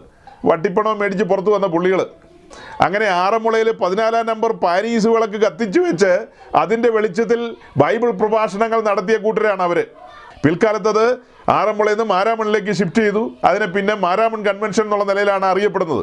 അവിടെ ഈ സുവിശേഷ പ്രസംഗങ്ങളൊക്കെ ധാരാളം നല്ല നിലയിൽ നടന്നു. അങ്ങനെ കാലങ്ങൾക്ക് ശേഷം ആ മർത്തോമക്കാരൻ്റെ ഒഫീഷ്യലായിട്ടുള്ള ഹാൻഡിലിൽ അവർ പ്രസിദ്ധം ചെയ്തിരിക്കുകയാണ്, ഈ പെന്തിക്കോസുകാർ ആവശ്യമില്ലാത്തൊക്കെ എഴുതി വെച്ച് ജനത്തെ ഇളക്കുകയാണ്, അല്ലെങ്കിൽ അങ്ങനെയുള്ള രീതിയിലൊക്കെയാണ് അവർ എഴുതി വെച്ചിരിക്കുന്നത്. അപ്പോൾ പറഞ്ഞു വന്നാൽ എല്ലാവരും കൂടെ ഒരുമിച്ച് കൂടി കേട്ടോ, എല്ലാവരും കൂടെ ഒരുമിച്ച് കൂടി. പെന്തിക്കോസ്തുകാർ വലിയ കുഴപ്പക്കാരാണ്. വേറൊരു നായിൽ എഴുതി വെച്ചിരിക്കുകയാണ്, ഇതൊരു തെമ്മാടി കൂട്ടമാണെന്ന്. ഓ മൈ ഗോഡ്, ഈ പെന്തിക്കോസ്തുകാരെന്ന് പറയുന്നത് വെറും ഒരു തെമ്മാടി കൂട്ടമാണെന്ന്. ആ വാക്കുകൾ അങ്ങനെ തന്നെ പറയണമെന്ന് ചിലപ്പോൾ നിങ്ങൾ ചിന്തിക്കുമായിരിക്കും. അങ്ങനെ തന്നെ പറയേണ്ടതുണ്ട്. നമ്മുടെ നായർ പ്രദേശ് അങ്ങനെ പറഞ്ഞാൽ തന്നെയും അതിനെ സെക്കൻഡ് ചെയ്യുന്നത് ഇവിടുത്തെ അതിപുരാതന നസ്രാണികളാണ്. ഇത് തെമ്മാടിക്കൂട്ടമാണ്. ഈ ഇന്ത്യ മഹാരാജ്യം മുഴുവനും നടന്ന് കാറ്റിനെയും മഴയും മഞ്ഞിനെയും വെയിലിനെയും വകവെക്കാതെ യേശുക്രിസ്തുവിലൂടെയാണ് നിത്യരക്ഷയെന്ന് പറയുന്ന ആളുകൾ ഇങ്ങനെയുള്ളവരാണെന്നൊക്കെ പറഞ്ഞു കഴിഞ്ഞാൽ, എൻ്റെ ദൈവമേ, നിൻ്റെ മേൽ എന്ത് ദൈവകോപ കിടക്കുന്നതെന്ന് ദൈവത്തിന് അറിയാവൂ, എനിക്കറിയില്ല. ഇതങ്ങനെ ഒരു കൂട്ടമാണോ ഇത്? ഇവർ അത്യാവശ്യം ദ്രവ്യാഗ്രഹമൊക്കെ ഉള്ളവരാണ്, അത്യാവശ്യം ജഡത്തിലൊക്കെ സഞ്ചരിക്കുന്നവരാണെന്നൊക്കെ പറഞ്ഞാൽ രസമുണ്ട് കേട്ടാൽ.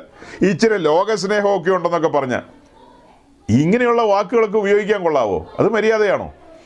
ആട്ടെ, ഈ വാക്യം വായിച്ചപ്പോഴും അത്രയും പോയത്. ഈ വാക്യം വായിച്ചുകൊണ്ടാണ് ഞാൻ അത്രയും പറഞ്ഞത്. എല്ലാവരും ഒരുമിച്ച് കൂടി ഇസ്രായേലിനെതിരെ. ഈ കാര്യങ്ങളൊക്കെ ഇങ്ങനെ സംഭവിക്കുമ്പോൾ ഗിബിയോന്യര് ഒരു ഉപായം പ്രയോഗിച്ചു. അവരെന്താ ഉപായം പ്രയോഗിച്ചെന്നുള്ളത് താഴേക്കുള്ള വാക്യങ്ങളിലുണ്ട്. അങ്ങനെ അവർ കുറേ പൂത്തതും പുഴുത്തതുമായ സാധനങ്ങളൊക്കെ ആയിട്ട് വന്ന് ഭക്ഷണ കാര്യങ്ങളൊക്കെ ഉണ്ടാക്കി കുറേ വ്യാജങ്ങളൊക്കെ പറഞ്ഞ് ഇസ്രായേലിനെ തെറ്റിദ്ധരിപ്പിച്ചു. അങ്ങനെ തെറ്റിദ്ധരിപ്പിച്ച് അവർ കൊണ്ടുവന്ന കാര്യങ്ങളെയൊക്കെ ഇവർ വാങ്ങി ഭക്ഷിച്ചു. അതിൻ്റെ 14-ാം വാക്യം വായിച്ചേ. 9-ാം അധ്യായത്തിൻ്റെ 14-ാം വാക്യം, ചാപ്റ്റർ 9 വേഴ്സ് 14.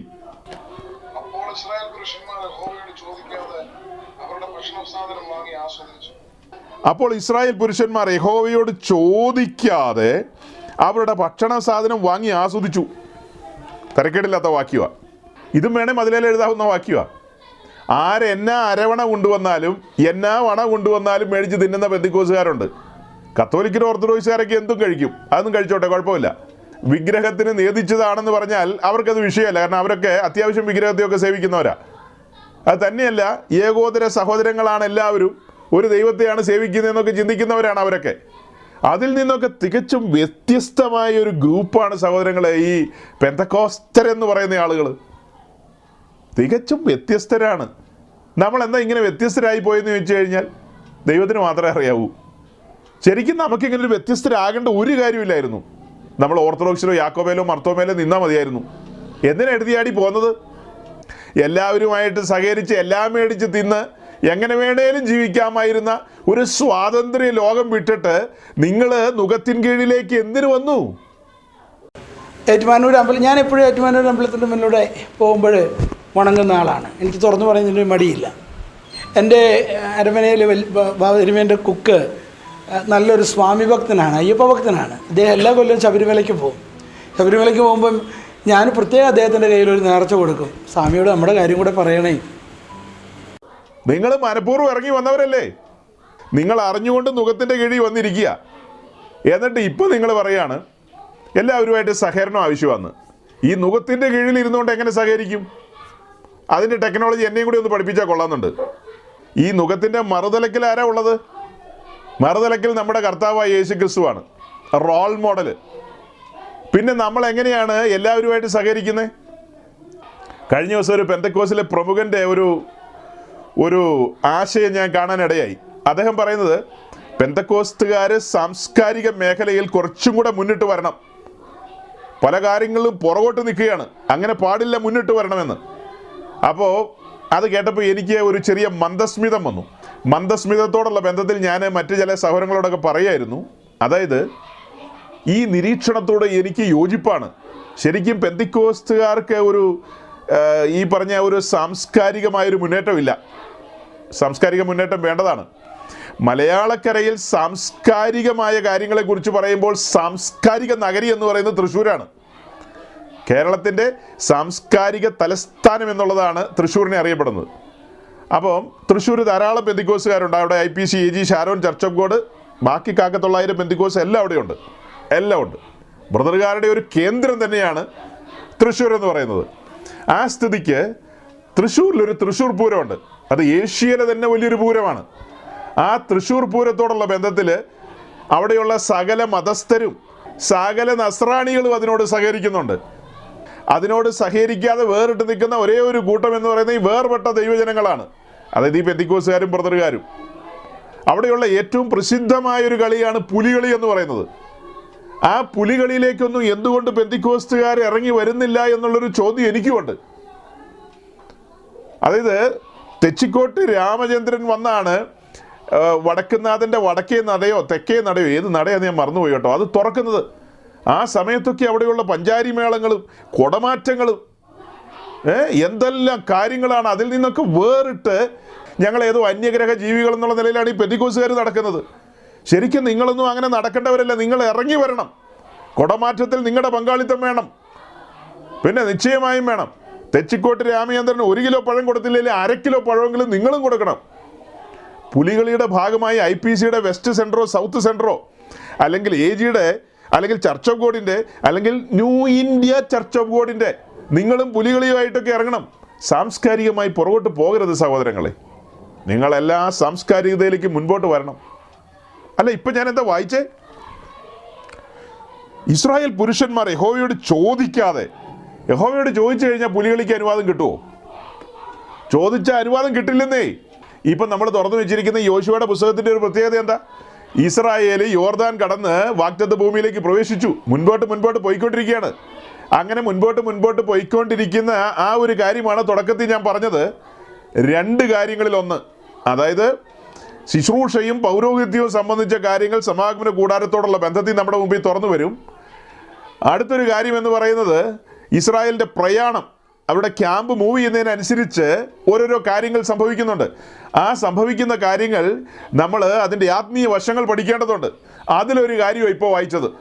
അങ്ങനെ അവർ മുൻപോട്ട് പോയപ്പോൾ ആ ദേശം കൈവശമാക്കണമല്ലോ അവർ.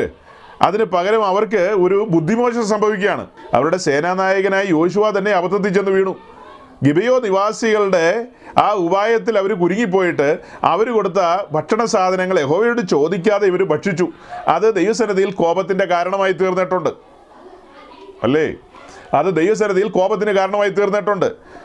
അപ്പം യഹോവയോട് ചോദിക്കാതെ ഈ പ്രയാണത്തിൽ ഒരു കാര്യം അവർക്ക് ചെയ്യാൻ കഴിയില്ല. ദൈവത്തോട് ചോദിച്ചിട്ട് വേണം ചെയ്യാൻ. അപ്പോഴാണ് കേവന്മാരായ ഉദ്ദേശിമാരും എന്ന് പറയുന്നത് പെന്തക്കോസ്തുകാർ സാംസ്കാരികമായി മുൻപോട്ട് വരണമെന്ന്. കലാ സാംസ്കാരിക മേഖലകളിൽ, സിനിമാ നാടക മേഖലകളിൽ അങ്ങനെ തന്നെയാണ് പറഞ്ഞിരിക്കുന്നത്. കലാ സാംസ്കാരിക സിനിമാ മേഖലകളിൽ, സാഹിത്യ മേഖലകളിൽ അവർ കൈവെക്കണമെന്ന്, ശക്തമായി കൈവെക്കണമെന്നാണ് പറഞ്ഞിരിക്കുന്നത്. കൈവെക്കുന്നതിന് കുഴപ്പമില്ല, ഒരുവനായ ദൈവവും കൈവെക്കും. പിന്നെ അതാണ് അതിനോടനുബന്ധിച്ച് പറയാനുള്ളത്. അപ്പോൾ സഹോദരങ്ങൾ, ഈ പഠനങ്ങൾ എന്ന് പറയുന്നത് വളരെ സീരിയസ് ആണ്. ഈ പഠനങ്ങൾ വളരെ സീരിയസ് ആണ്. അതുകൊണ്ടാണ് നമ്മളിങ്ങനെ സംസാരിക്കുന്നത്. നമ്മുടെ സംസാരങ്ങൾ ഈ പറയപ്പെട്ട ഉദ്ദേശിമാർ കേട്ട് കഴിഞ്ഞാൽ ഇത് നെഗറ്റീവായിട്ടുള്ള പ്രസംഗമാണെന്ന് പറയും. ഇത് തികച്ചും നെഗറ്റീവായിട്ടുള്ള പ്രസംഗമാണെന്ന്. പോസിറ്റീവായിട്ടുള്ളൊരു പ്രസംഗം നിങ്ങളെ കേൾപ്പിക്കേണ്ടതുണ്ട്. പോസിറ്റീവായിട്ടുള്ളൊരു പ്രസംഗം ഞാൻ നിങ്ങളെ കേൾപ്പിക്കാം.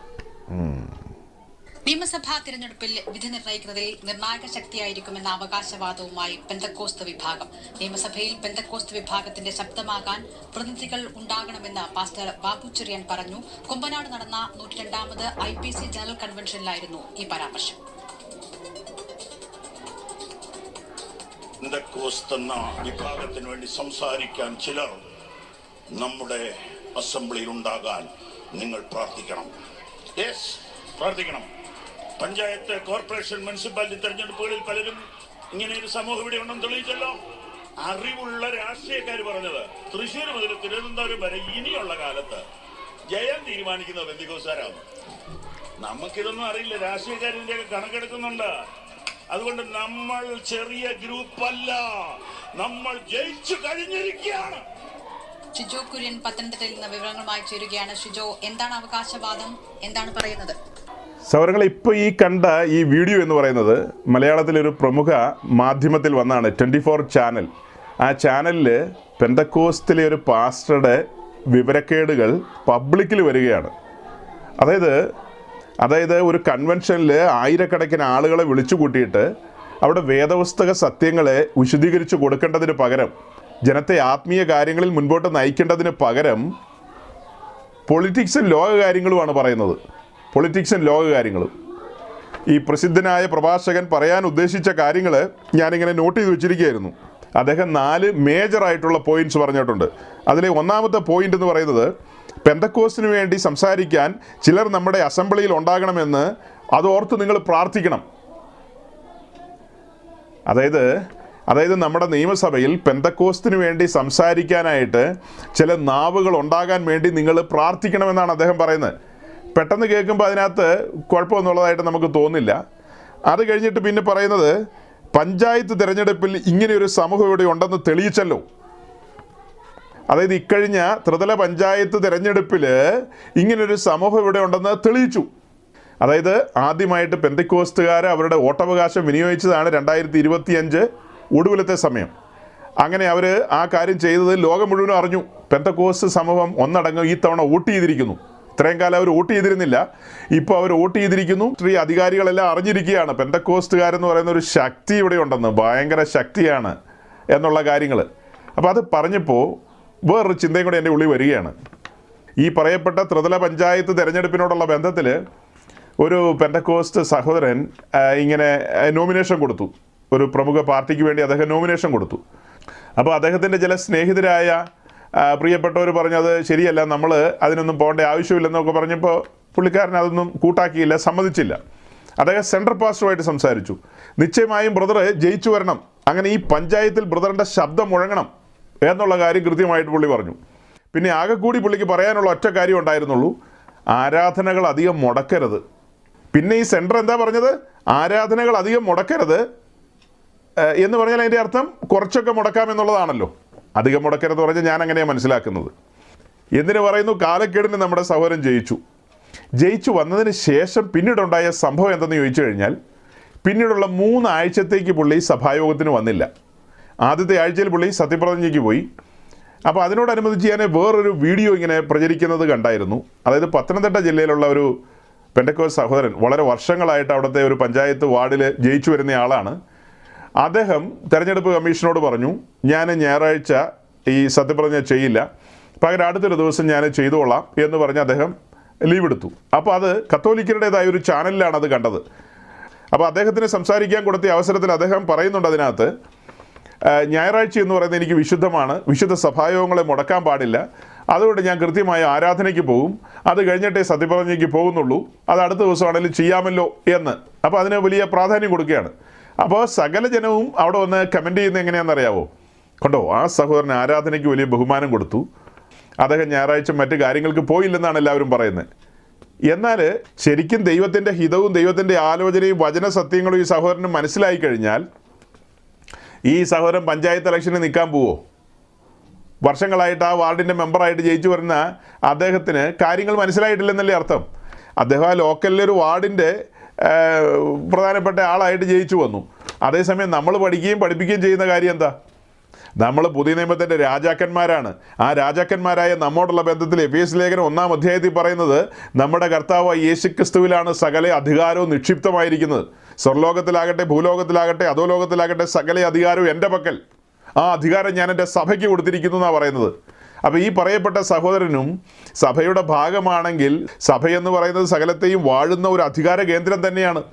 അക്ഷരികമായി വാഴുന്നില്ലെന്നേ ഉള്ളൂ, ആത്മീയമായി വാഴുകയാണ്. വരുംകാലത്ത് അക്ഷരികമായും വാഴും. സകലത്തിനെയും അടക്കി ഭരിക്കാൻ പോകുന്നത് കർത്താവിൻ്റെ മണവാട്ടി സഭയാണ്. അപ്പോൾ അതൊരു ഉയർന്ന പോസ്റ്റാണ്, വലിയ പോസ്റ്റാണ്. ഇന്ത്യയിലെ രാഷ്ട്രീയമായിട്ടുള്ള ഏറ്റവും വലിയ പോസ്റ്റുകളിലൊന്നാണ് ഇന്ത്യയുടെ പ്രധാനമന്ത്രി എന്ന് പറയുന്നത്. അങ്ങനെ ഇന്ത്യയുടെ പ്രധാനമന്ത്രിയായി ജയിച്ചു വന്ന ആളുകൾ അവരുടെ സമയം പൂർത്തിയായാലും പിന്നത്തേതിൽ അവരൊരിക്കലും പഞ്ചായത്തിലോ കോർപ്പറേഷനിലൊന്നും മത്സരിക്കാനായിട്ട് ഒരിക്കലും വരില്ല. നിങ്ങളങ്ങനെ കേട്ടിട്ടുണ്ടോ? മൻമോഹൻ സിംഗ് പിന്നീട് പഞ്ചാബിലുള്ള ഏതെങ്കിലും ഒരു പഞ്ചായത്തിൽ മത്സരിക്കാനായിട്ട് പോയി എന്ന് കേട്ടിട്ടുണ്ടോ? ഒരിക്കലും അങ്ങനെ ചെയ്യില്ല. ഉയർന്നൊരു പോസ്റ്റിലിരുന്നയാൾ പിന്നെ താഴേക്കിടയിലുള്ളൊരു പോസ്റ്റിലേക്ക് ഇറങ്ങി വരില്ല. അതുപോലെ തന്നെ നമ്മൾ ഈ പറയപ്പെട്ട എല്ലാ അധികാരത്തിനും മീതെ ഇരിക്കുന്ന ആൾക്കാരാണ്. അത് ആത്മാവിൽ മനസ്സിലാക്കണം. വെളിപ്പാടുള്ളവർക്കേ മനസ്സിലാകുകയുള്ളൂ. അങ്ങനെയുള്ളവൻ പഞ്ചായത്ത് ഇലക്ഷന് വാർഡിൽ നിൽക്കാൻ പോവില്ല. അവിടെ നിൽക്കാൻ ഇവിടെ നാനാജാതി മതസ്ഥരായ ആളുകളുണ്ട്. അവരവിടെ നിന്നുകൊണ്ട് ജയിച്ചു വരുമ്പോൾ നമ്മൾ അവർക്ക് വേണ്ടി പ്രാർത്ഥിക്കും. എന്താ പ്രാർത്ഥിക്കുന്നത്? സകല ജനത്തിനും വേണ്ടി ക്ഷേമത്തോടെ ഭരിക്കാൻ കഴിയുന്നതിന് ഇവർ കരുണയും മനസ്സലിവും ദയയൊക്കെയുള്ള അങ്ങനെയുള്ള ഭരണാധികാരികളായിട്ട് ഇവർ മാറണമെന്നൊരു പ്രാർത്ഥനയാണ് നമുക്കുള്ളത്.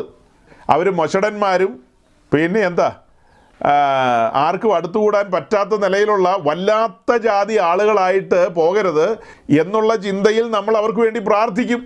അത്രയേ ഉള്ളൂ. ഓക്കെ, ഞാൻ പറഞ്ഞു വരുന്നത്, നമ്മുടെ ഈ വാത്സല്യ സഹോദരൻ ജയിച്ചു വന്നതിന് ശേഷം 3 ആഴ്ച ആരാധനയിൽ വന്നില്ല. അദ്ദേഹം ഏതൊക്കെയോ സ്റ്റാൻഡിംഗ് കമ്മിറ്റി അംഗമൊക്കെ ആയിട്ട് ഇനി വരും ദിവസങ്ങളിൽ മാറും. അങ്ങനെ സ്റ്റാൻഡിംഗ് കമ്മിറ്റിയൊക്കെ ആയിട്ട് മാറിക്കഴിയുമ്പോൾ പല പ്രത്യേക യോഗങ്ങളും ഒക്കെ കൂടുതൽ ഞായറാഴ്ചയായിരിക്കും. കാരണം പഞ്ചായത്ത് അംഗങ്ങളിൽ ഏറിയ പങ്ക് ഹൈന്ദവരും മുസ്ലിങ്ങളും കത്തോലിക്കരും ഓർത്തഡോക്സുകാരുമാണ്. ഈ പറയപ്പെട്ട ആർക്കും ഞായറാഴ്ചയ്ക്ക് വലിയ പ്രാധാന്യമുള്ളവരല്ല. ആണോ? ഈ പറയപ്പെട്ടതിൽ ആർക്കും ഞായറാഴ്ചയ്ക്ക് അത്ര വലിയ പ്രാധാന്യമൊന്നുമില്ല. ഇനി ഒരു മർത്തോമക്കാരനോ CSIക്കാരനോ ഇവാഞ്ചലിക്കലുകാരനോ ആണെന്ന് വിചാരിച്ചോ, ഈ പറയപ്പെട്ട പുള്ളികളാണെങ്കിലും അവർക്കും ഒന്നും അങ്ങനെ ഞായറാഴ്ച പോയില്ലെങ്കിൽ ആകാശമൊന്നും ഇടിഞ്ഞു വീഴുന്ന ആൾക്കാരൊന്നുമല്ല. ഒത്താൽ പോകും. അതേസമയം ഇങ്ങനെ ഒരു പ്രോഗ്രാം വന്നു കഴിഞ്ഞാൽ അതിന് പ്രാധാന്യം കൊടുക്കും. ഞായറാഴ്ചകൾ ഇനിയും വരും, ദൈവത്തിൻ്റെ അടുക്ക് പോകണമെങ്കിൽ പിന്നെ പോകാം എന്ന് അവർ ചിന്തിക്കോളൂ. അതേസമയം ഒരു പെന്തക്കോസ്തുകാരനെ സംബന്ധിച്ച് ഒരിക്കലും അങ്ങനെ ചിന്തിക്കാൻ പറ്റത്തില്ല. അവൻ വിശുദ്ധ സഭായോഗങ്ങളെ മുടക്കുന്നവനല്ല. സഭായോഗം മുടക്കുന്ന അവിടെ നിൽക്കട്ടെ. അപ്പോൾ ഈ സഹോദരൻ ജയിച്ച് ഇങ്ങനെ വന്നതിന് ശേഷം സെൻട്രൽ പാസ്റ്റർക്കും അവിടെയുള്ള മറ്റ് ഇതര പെന്തക്കോസുകാർക്കൊക്കെ വളരെ സന്തോഷം ഉണ്ടായിട്ടുണ്ട്. ആ സഹോദരനെ വിളിച്ച് മറ്റ് എല്ലാ പെന്തക്കോസുകാരും കൂടെ ആദരിച്ചു എന്നൊക്കെ കേൾക്കുന്നുണ്ട്. അതായത് ആ നാട്ടിലുള്ള IPC, AG, ഷാരോൺ, ചർച്ചക്കോട് എല്ലാ സൈസ് ആൾക്കാരും പ്രത്യേക മീറ്റിംഗ് വിളിച്ച് നമ്മുടെ ഇടയിൽ നിന്ന് ഈ ദേശത്തു നിന്നൊരു പെന്തിക്കോസുകാരൻ ഇത് ആദ്യമായിട്ട് പഞ്ചായത്തിലേക്ക് തിരഞ്ഞെടുക്കപ്പെട്ടിരിക്കുകയാണ്. അത് നമ്മൾ പെന്തിക്കോസുകാരായ നമുക്ക് അഭിമാനമാണ് എന്ന് പറഞ്ഞാണ് അവർ അദ്ദേഹത്തെ അനുഭവിച്ചിരിക്കുന്നത്. അദ്ദേഹം പുതിയ യെരൂശലേമിൻ്റെ ഒരു കല്ലായി തീർന്നതിൻ്റെ പേരിലുള്ള ആനന്ദമോ ആഹ്ലാദമൊന്നുമല്ല. ഇവിടെ ഒരു പഞ്ചായത്ത് ഇലക്ഷന് ജയിച്ചു വന്നു എന്നുള്ളൊരു കാരണത്താലാണ്. അപ്പം ഞാൻ ഇടയ്ക്ക് കയറി അത് പറഞ്ഞെന്താണെന്നറിയാവോ? ജയിച്ചു വന്ന ആളുകളുടെ ജീവിതത്തോടുള്ള ബന്ധത്തിലെ കാര്യങ്ങളായി പറയുന്നത്. അവൻ്റെ കൂട്ടായ്മ, അവൻ്റെ ആരാധന, അവൻ്റെ ഇടപാടുകളിലെല്ലാം ഇനി വിഘ്നം സംഭവിക്കും. പല കാര്യത്തിലും അദ്ദേഹത്തിന് വേറിട്ടിരിക്കാനുള്ള സാവകാശം ലഭിക്കില്ല. അപ്പോൾ ഇങ്ങനെ വന്നില്ലെങ്കിലും വേദവസം വായിച്ചും പഠിച്ചും ആത്മീയത്തിൽ മുന്നോട്ട് വരാൻ മേലെന്ന് ചോദിച്ചു കഴിഞ്ഞാൽ, കഴിഞ്ഞ നാളുകളിൽ എല്ലാ സാവകാശവും ഉണ്ടായിട്ടും ആത്മീയത്തിൽ മുന്നോട്ട് വരാത്തവനാണോ ഇത്ര വലിയ ഉത്തരവാദിത്വവും ഈ തിരക്കും ഒക്കെ വന്നു കഴിയുമ്പോൾ ഇനി ആത്മീയത്തിൽ മുന്നോട്ട് വരാൻ പോകുന്നത്? അതായത് ഞാൻ ഈ കാര്യം പറയുന്നത് ഒരു പൊതുവായ രീതിയിലാണ്, നോർമലായിട്ടാണ് സംസാരിക്കുന്നത്. അസാധാരണമായിട്ട് വലിയ വലിയ കാര്യങ്ങൾ സംഭവിക്കുമെന്ന് വെച്ചാൽ എനിക്കറിയില്ല. നോർമലി അദ്ദേഹം ആത്മീയത്തിൽ നിന്ന് പിന്നോട്ട് പോകുന്നുള്ളതാണ് എനിക്കതിൽ നിന്ന് മനസ്സിലാകുന്നത്. ഓക്കെ, ഇവിടെ നമ്മുടെ പ്രസിദ്ധനായ പാസ്റ്റർ പറയുന്നത്, പഞ്ചായത്ത് തിരഞ്ഞെടുപ്പിൽ ഇങ്ങനെയൊരു സമൂഹം ഇവിടെ ഉണ്ടെന്ന് തെളിയിച്ചുകൊണ്ടിരിക്കുകയാണ്. അതാണ് ഇത്ര നേരം ഞാൻ പറഞ്ഞത്. ഈ സമൂഹം ഇനിയും പലതും തെളിയിക്കും. തെളിയിച്ച് ഞങ്ങളെ നിങ്ങൾ ഒന്നാണെന്നുള്ള രീതിയിൽ തെളിയിക്കും വരും കാലത്ത്. എല്ലാം ഒന്നാണെന്ന്. നമ്മൾ പുസ്തകത്തിലൊരു വാക്യം കാണുന്നത്, നിങ്ങൾ അവരുടെ പക്ഷം ചേരുകയല്ല, അവർ നിങ്ങളുടെ പക്ഷം ചേരുമെന്നാണ് കാണുന്നത്. ഇപ്പം എന്താ സംഭവിച്ചുകൊണ്ടിരിക്കുന്നതെന്ന് അറിയാവോ?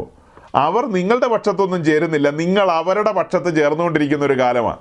കാലം മാറിപ്പോയി സഹോദരങ്ങളെ. അടുത്തത് ഇദ്ദേഹം പറയുന്നത്, അറിവുള്ള രാഷ്ട്രീയക്കാർ പറയുന്നതാണ്, തൃശ്ശൂർ മുതൽ തിരുവനന്തപുരം വരെ ഇനിയുള്ള കാലത്ത് ജയം തീരുമാനിക്കുന്ന പെന്തക്കോസ്താണെന്ന്. ഈ ഉപദേശിയുമായി ചുറ്റിപ്പറ്റി നിൽക്കുന്ന ആളുകളുടെ കാര്യമൊക്കെ കഷ്ടമാണെന്നുള്ളതാണ് എനിക്ക് പറയാനുള്ളത്. ഇച്ചിരി അറിവുള്ളൊരു പെന്തക്കോസ്തുകാരനാണ്. അറിവുള്ള രാഷ്ട്രീയക്കാർ പറഞ്ഞത് നിങ്ങൾ അംഗീകരിക്കുന്നുണ്ടല്ലോ. ഇച്ചിരി അറിവുള്ളൊരു പെന്തക്കോസ്തുകാരൻ പറയുകയാണ്, ഇതെല്ലാം വഴിതെറ്റിയ പോക്കാണ്. ഈ ഉപദേശി പ്രസംഗിക്കാൻ വരുന്ന യഹോവയോട് ചോദിക്കാതെയാണ്. ഈ പറഞ്ഞ കാര്യങ്ങളൊന്നും യഹോവയുടെ അനുവാദത്തോടു കൂടിയല്ല. ഇതൊന്നും ദൈവത്തിൻ്റെ പരിശുദ്ധാത്മാവിൻ്റെ ആലോചനയല്ല. തികച്ചും ജഡത്തിൽ മാനുഷികമായ ആലോചനകളാണ്. ഇതൊക്കെ ദൈവജനത്തെ ആത്മീയത്തിൽ പിന്നോട്ടടിപ്പിക്കുകയുള്ളൂ. ഇതൊന്നും അവരെ ആത്മീയത്തിൽ മുൻപോട്ട് കൊണ്ടുപോകുന്ന കാര്യങ്ങളേ അല്ല. തികച്ചും മണ്ടത്തരങ്ങളാണ് ഇങ്ങനെ പറഞ്ഞു വയ്ക്കുന്നത്. അവസാനമായി പറയുന്നത്, അതുകൊണ്ട് നമ്മൾ ചെറിയ ഗ്രൂപ്പല്ല, നമ്മൾ ജയിച്ചു കഴിഞ്ഞിരിക്കുകയാണ്. ജയിക്കുന്നവരെ സംബന്ധിച്ച് എന്തെന്നാണ് വചനം പഠിപ്പിക്കുന്നത്? ജയിക്കുന്നവരെ ഞാൻ സിംഹാസനത്തിൽ ഇരുത്തുമെന്നാണ് വായിക്കുന്നത്. ഇപ്പം ഇദ്ദേഹം പറയുന്നത് നമ്മൾ ചെറിയ ഗ്രൂപ്പല്ല, നമ്മൾ ജയിച്ചു കഴിഞ്ഞിരിക്കുന്നു. അപ്പോൾ നമ്മളല്ല ഇനി നേരെ എങ്ങോട്ട് കയറാൻ പോവുക? സിംഹാസനത്തിലേക്ക് കയറാൻ പോവുക. അങ്ങനെയാണോ അതിൻ്റെ അർത്ഥം? സഹോദരങ്ങളെ, ഇതിനൊക്കെ എന്താ പറയുക? ഞാൻ ഈ കേസൊന്നും പറയണമെന്ന് ഓർത്തതല്ല, പിന്നെ ഒരു ചിന്ത അങ്ങ് വന്നതാണ്. സോഷ്യൽ മീഡിയയിൽ ഏറ്റവും തരംഗമായിട്ട് ആളുകൾ ഇങ്ങനെ ഫോർവേഡ് ചെയ്തുകൊണ്ടിരിക്കുന്ന ഒരു കാര്യമാണ് ഇപ്പോൾ ഇത്. കഴിഞ്ഞ ദിവസത്തെ അദ്ദേഹത്തിൻ്റെ പ്രസംഗം അത് പബ്ലിക്കും ഏറ്റെടുത്തുകൊണ്ട് പല ചാനലുകളിൽ വന്നു. 24 മാത്രമല്ല, ഏഷ്യാനെറ്റിലും മറ്റതിലും ഒക്കെ വന്നു. അപ്പോൾ ഇവിടെയുള്ള ഇതര മതസ്ഥരെ പോലെ SNDP, NSS, കത്തോലിക്ക കോൺഗ്രസ്, പിന്നെ ഓർത്തഡോക്സ് കോൺഗ്രസ്, പിന്നെ എന്നാ മുസ്ലിം കോൺഗ്രസ്, അങ്ങനെയൊക്കെ പറയുന്ന എല്ലാ ജാതി മതത്തിൻ്റെ പേരിലും ഇവിടെ രാഷ്ട്രീയ പാർട്ടികളും പലതും ഉണ്ടല്ലോ, അല്ലെങ്കിൽ അതിൻ്റെ സാംസ്കാരികമായ സംഘടനകളൊക്കെ ഉണ്ടല്ലോ. അവരൊക്കെ വിലപേശുകയും പല കാര്യങ്ങളുമൊക്കെ ചെയ്യും. ഈ അടുത്ത ദിവസങ്ങളിൽ വന്നിരിക്കുന്ന ഒരു ചർച്ചയാണ് കേരളത്തിൻ്റെ നിയമസഭയിൽ 10-15 എത്രയോ MLA പെന്തിക്കോസിന് വേണമെന്ന്. ചെറിയ മോഹങ്ങളൊന്നുമല്ല, 1-2 ഒന്നും പോരാ, 10-15 MLA അതിനനുസരിച്ച് MP ഒക്കെ വേണമെന്നാണ് പറഞ്ഞു വരുന്നത്. കാരണം നമ്മുടെ കാര്യങ്ങൾ സംസാരിക്കാൻ നമുക്ക് ആളുകളെ വേണം. നമ്മുടെ കാര്യങ്ങൾ സംസാരിക്കണമല്ലോ. നമ്മുടെ കാര്യങ്ങൾ സംസാരിക്കാനും നമുക്ക് വേണ്ടി ഇടപെടാനും ഒക്കെ യേശുക്രിസ്തുവിന് പണ്ടത്തെ പോലെ കഴിവില്ല. ഇപ്പോൾ വയസ്സായി കാണുമായിരിക്കും. പണ്ടൊക്കെ ആയിരുന്നെങ്കിൽ യേശുക്രിസ്തു ശക്തമായി ഇടപെട്ടേനെ. ഇപ്പോൾ അതുപോലെ യേശുക്രിസ്തുവിന് ഇടപെടാൻ കഴിയുന്നില്ലെന്നാണ് ഈ പാസ്റ്റേഴ്സ് പറയുന്നത്.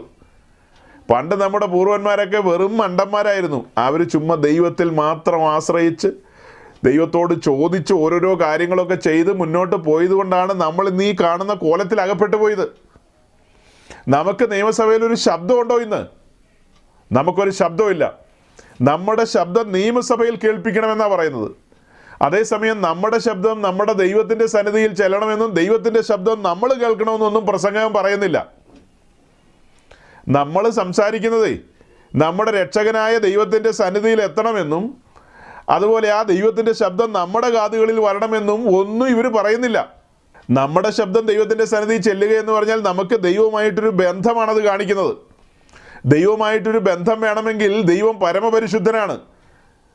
ആ ദൈവത്തോട് ബന്ധപ്പെടണമെങ്കിൽ, ദൈവത്തിൻ്റെ സന്നിധിയിൽ നിൽക്കണമെങ്കിൽ നാം വിശുദ്ധരായിരിക്കണം. നാം വേർപാട് അനുഷ്ഠിക്കുന്നവരായിരിക്കണം. ലോകത്തിൻ്റെ എല്ലാ കാര്യങ്ങളിലും തലവെക്കുന്നവരാകരുത്. ശേഷം മനുഷ്യരെ പോലെ ജീവിക്കുന്നവരാകരുത്. അങ്ങനെയുള്ളവരായി കഴിഞ്ഞാൽ ദൈവത്തോട് സംസാരിക്കാൻ പറ്റുമോ? നിങ്ങൾ ചിന്തിച്ചു നോക്കിയേ.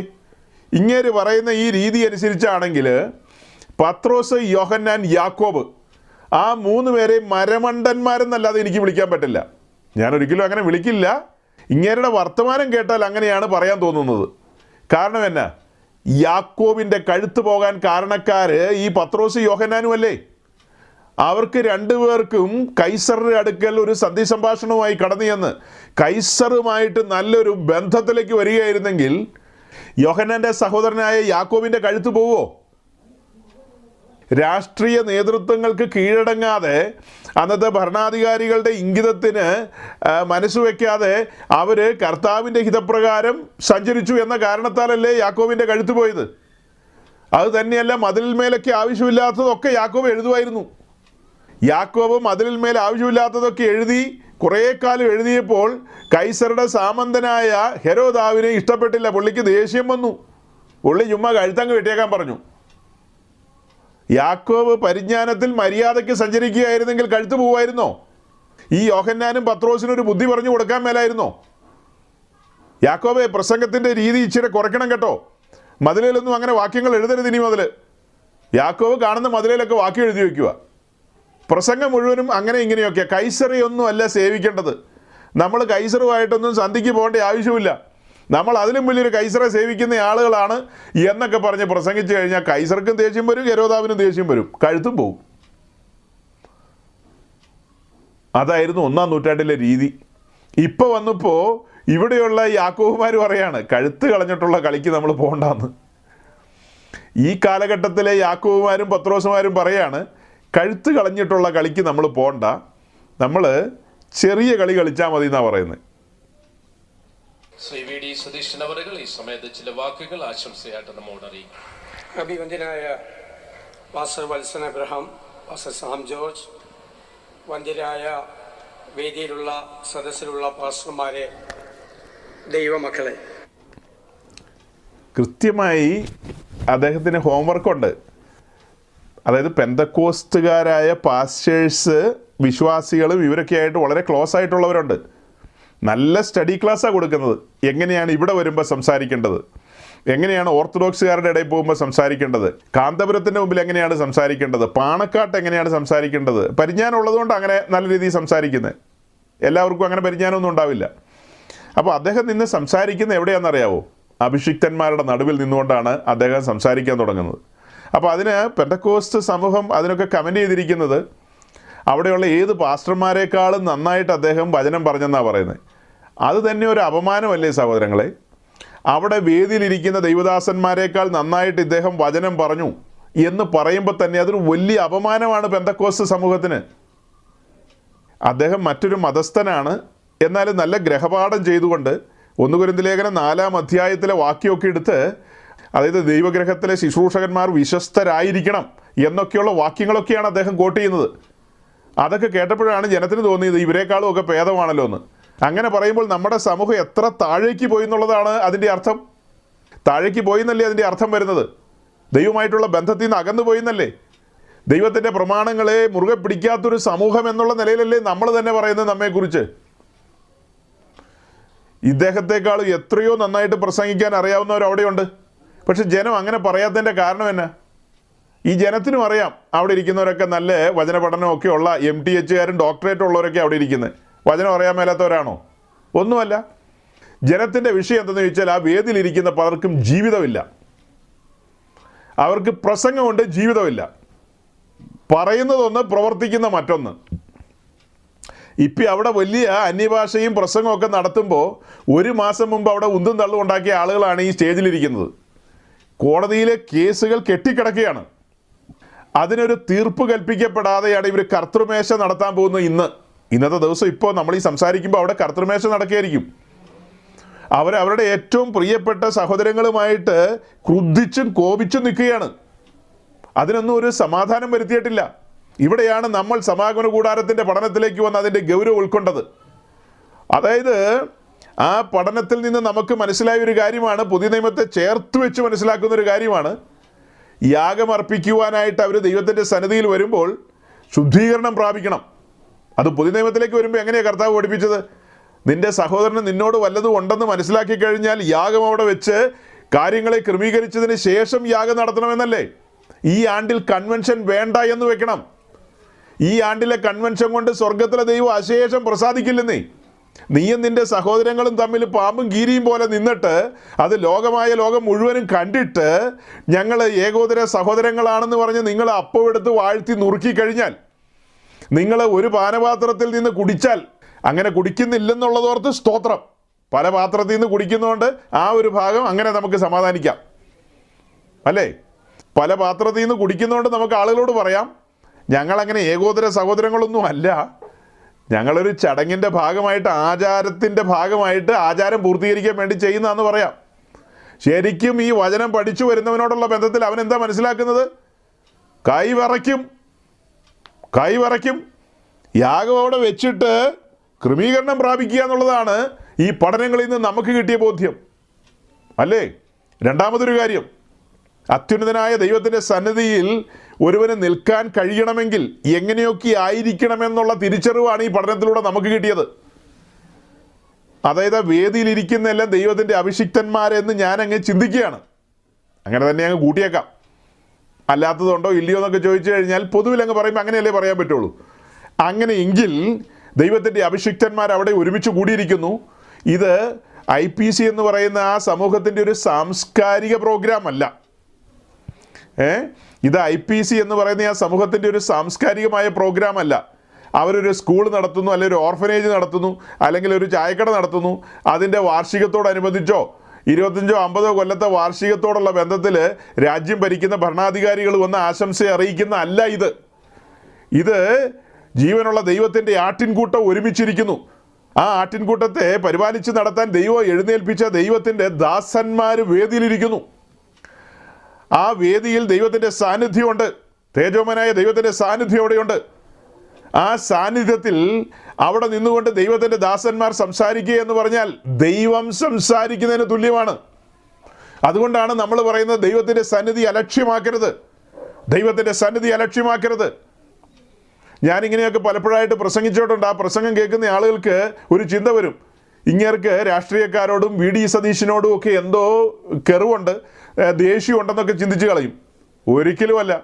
എനിക്ക് ഈ പൊളിറ്റീഷ്യൻസിൽ ഏറ്റവും ഇഷ്ടപ്പെട്ടയാളാണ് VD സതീശൻ. ഞാൻ മുന്നമേ പറഞ്ഞിട്ടുണ്ട്, അദ്ദേഹത്തിൻ്റെ ചർച്ചകൾ, ഡിബേറ്റുകൾ, ഇൻ്റർവ്യൂകൾ അതെല്ലാം ഞാൻ ശ്രദ്ധിക്കാറുള്ളയാളാണ്. പക്ഷേ അദ്ദേഹം വേദപുസ്തകത്തിൽ നിന്നൊരു വാക്ക് പറഞ്ഞാൽ ഞാൻ ശ്രദ്ധിക്കില്ല. കാരണം അദ്ദേഹത്തിന് അത് പറയാനുള്ള യോഗ്യതയില്ലെന്നേ. ഹൈന്ദവ പശ്ചാത്തലത്തിലോ ഇസ്ലാം പശ്ചാത്തലത്തിലോ ഉള്ള ആരെങ്കിലും ഒരാൾ വന്ന് വേദപുസ്തകത്തിൽ നിന്ന് എന്തെങ്കിലും ഒരു വാക്ക് പറഞ്ഞു കഴിഞ്ഞാൽ നമുക്ക് വേണമെങ്കിൽ ഒന്ന് ശ്രദ്ധിക്കാം. പക്ഷെ VD സതീശൻ പറഞ്ഞാൽ ഒരിക്കലും ശ്രദ്ധിക്കില്ല. അതിൻ്റെ കാരണം എന്തെന്ന് ചോദിച്ചു കഴിഞ്ഞാൽ, VD സതീശൻ ഈ വേദപുസ്തകം നന്നായിട്ട് വായിച്ചിട്ടുണ്ട്. അല്ലെങ്കിൽ 1 കൊരിന്ത്യർ ലേഖനം 4-ാം അധ്യായത്തിൽ നിന്ന് അദ്ദേഹം പറയുമോ, അതായത് ഗ്രഹവിചാരകന്മാർ വിശ്വസ്തരായിരിക്കണമെന്നുള്ള കാര്യമൊക്കെ പറഞ്ഞ് വിശദീകരിക്കുക.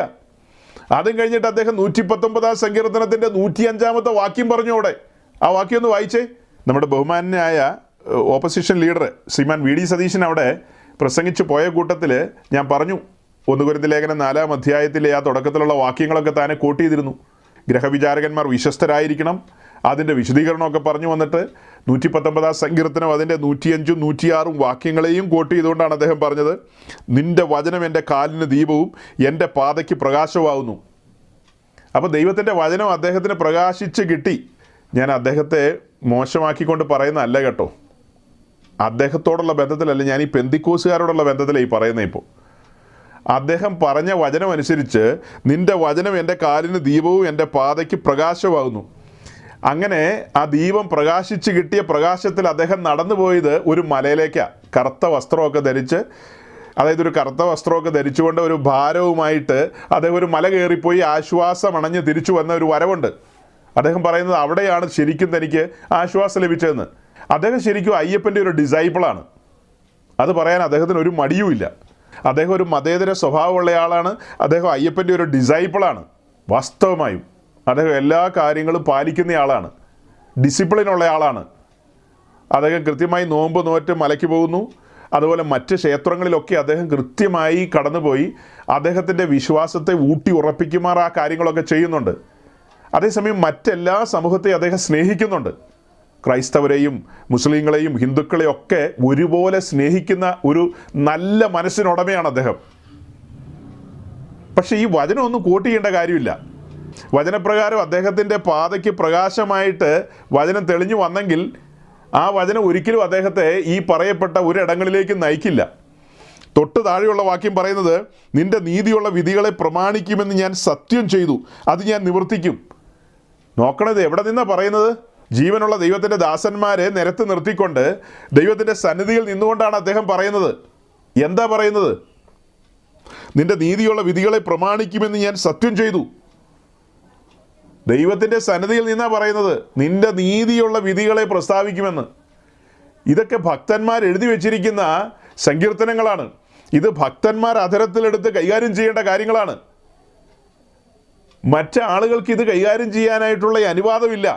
മറ്റുള്ളവർക്ക് ഇത് വായിക്കാൻ പാടില്ല എന്നൊക്കെ ആരെങ്കിലും ചോദിച്ചു കഴിഞ്ഞാൽ നിശ്ചയമായും വായിക്കാം.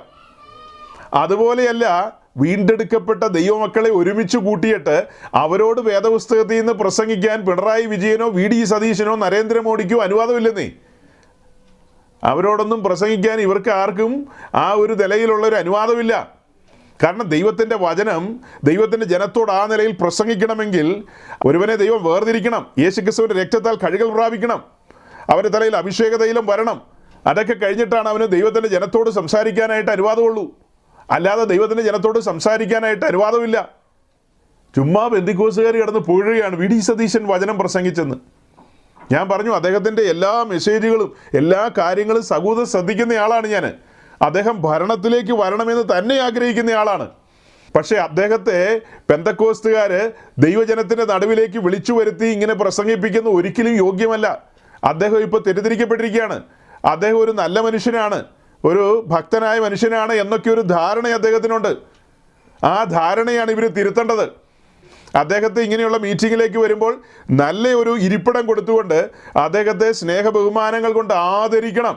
എന്നിട്ട് അദ്ദേഹത്തെ ഇരുത്തിക്കൊണ്ട് ഇവർ സുവിശേഷം പ്രസംഗിക്കണം. അദ്ദേഹത്തോട് സുവിശേഷം പ്രസംഗിക്കണം. ആ സുവിശേഷം പ്രസംഗിക്കുമ്പോൾ അദ്ദേഹത്തിന് മനസ്സിലാകും, എന്നിലൊരു നന്മയും വസിക്കുന്നില്ല. ഞാൻ വിചാരിക്കുന്നത് പോലെ എന്നിലൊരു നന്മയുമില്ല. അയ്യോ, ഞാൻ അരിഷ്ട മനുഷ്യൻ എന്ന് അദ്ദേഹത്തിന് അന്നേരം തിരിച്ചറിയാൻ കഴിയൂ. യേശുക്രിസ്തുവിലൂടെ അല്ലാതെ നിത്യരക്ഷയില്ലെന്ന് അദ്ദേഹത്തിന് മനസ്സിലാകണമെന്നേ.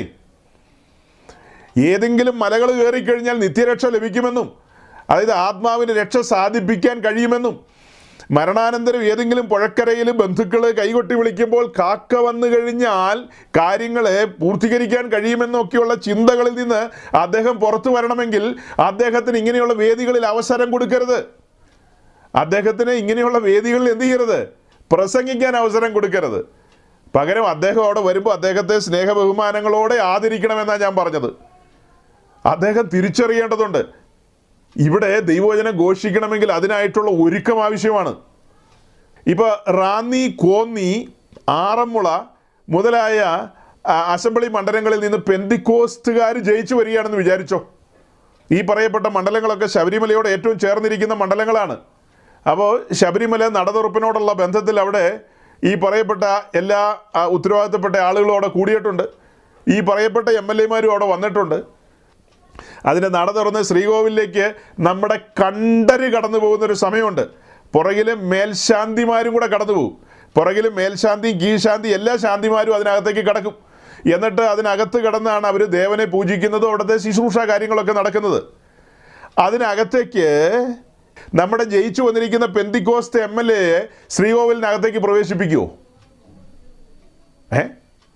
അതിൻ്റെ ശ്രീകോവിലിനകത്തേക്ക് കിടക്കുന്നത് പുറത്ത് നിന്നാൽ പോരെന്ന് ചോദിച്ചു കഴിഞ്ഞാൽ അതല്ലെന്നേ. അതിൽ ഏറ്റവും ഗൗരവമായ കാര്യമാണ് ശ്രീകോവിലിനകത്തേക്ക് കടന്നു ചെയ്യുന്നത്. അതിലേക്ക് ഈ MLA-യെ അവർ പ്രവേശിപ്പിക്കുമോ? ഒരിക്കലും പ്രവേശിപ്പിക്കില്ല. ഈ MLA ആഗ്രഹിക്കുക പോലുമില്ല. അവരൊരിക്കലും അതിലേക്ക് പ്രവേശിപ്പിക്കുകയില്ല.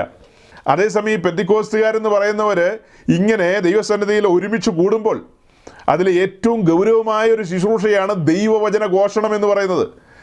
ദൈവവചനം ഘോഷിക്കാൻ ദൈവത്തിൻ്റെ അഭിഷിക്തന്മാർ തയ്യാറായിരിക്കുന്നതിന് ഇടയിൽ മറ്റൊരു ദൈവസങ്കല്പത്തിൽ വിശ്വസിക്കുന്ന ഒരു വ്യക്തിയെ, ആ സങ്കല്പവുമായി ബന്ധപ്പെട്ട് അതിൻ്റെ ഒരു ഉറച്ച ഡിസൈപ്പിളാണ് ഈ പറയപ്പെട്ട വ്യക്തി.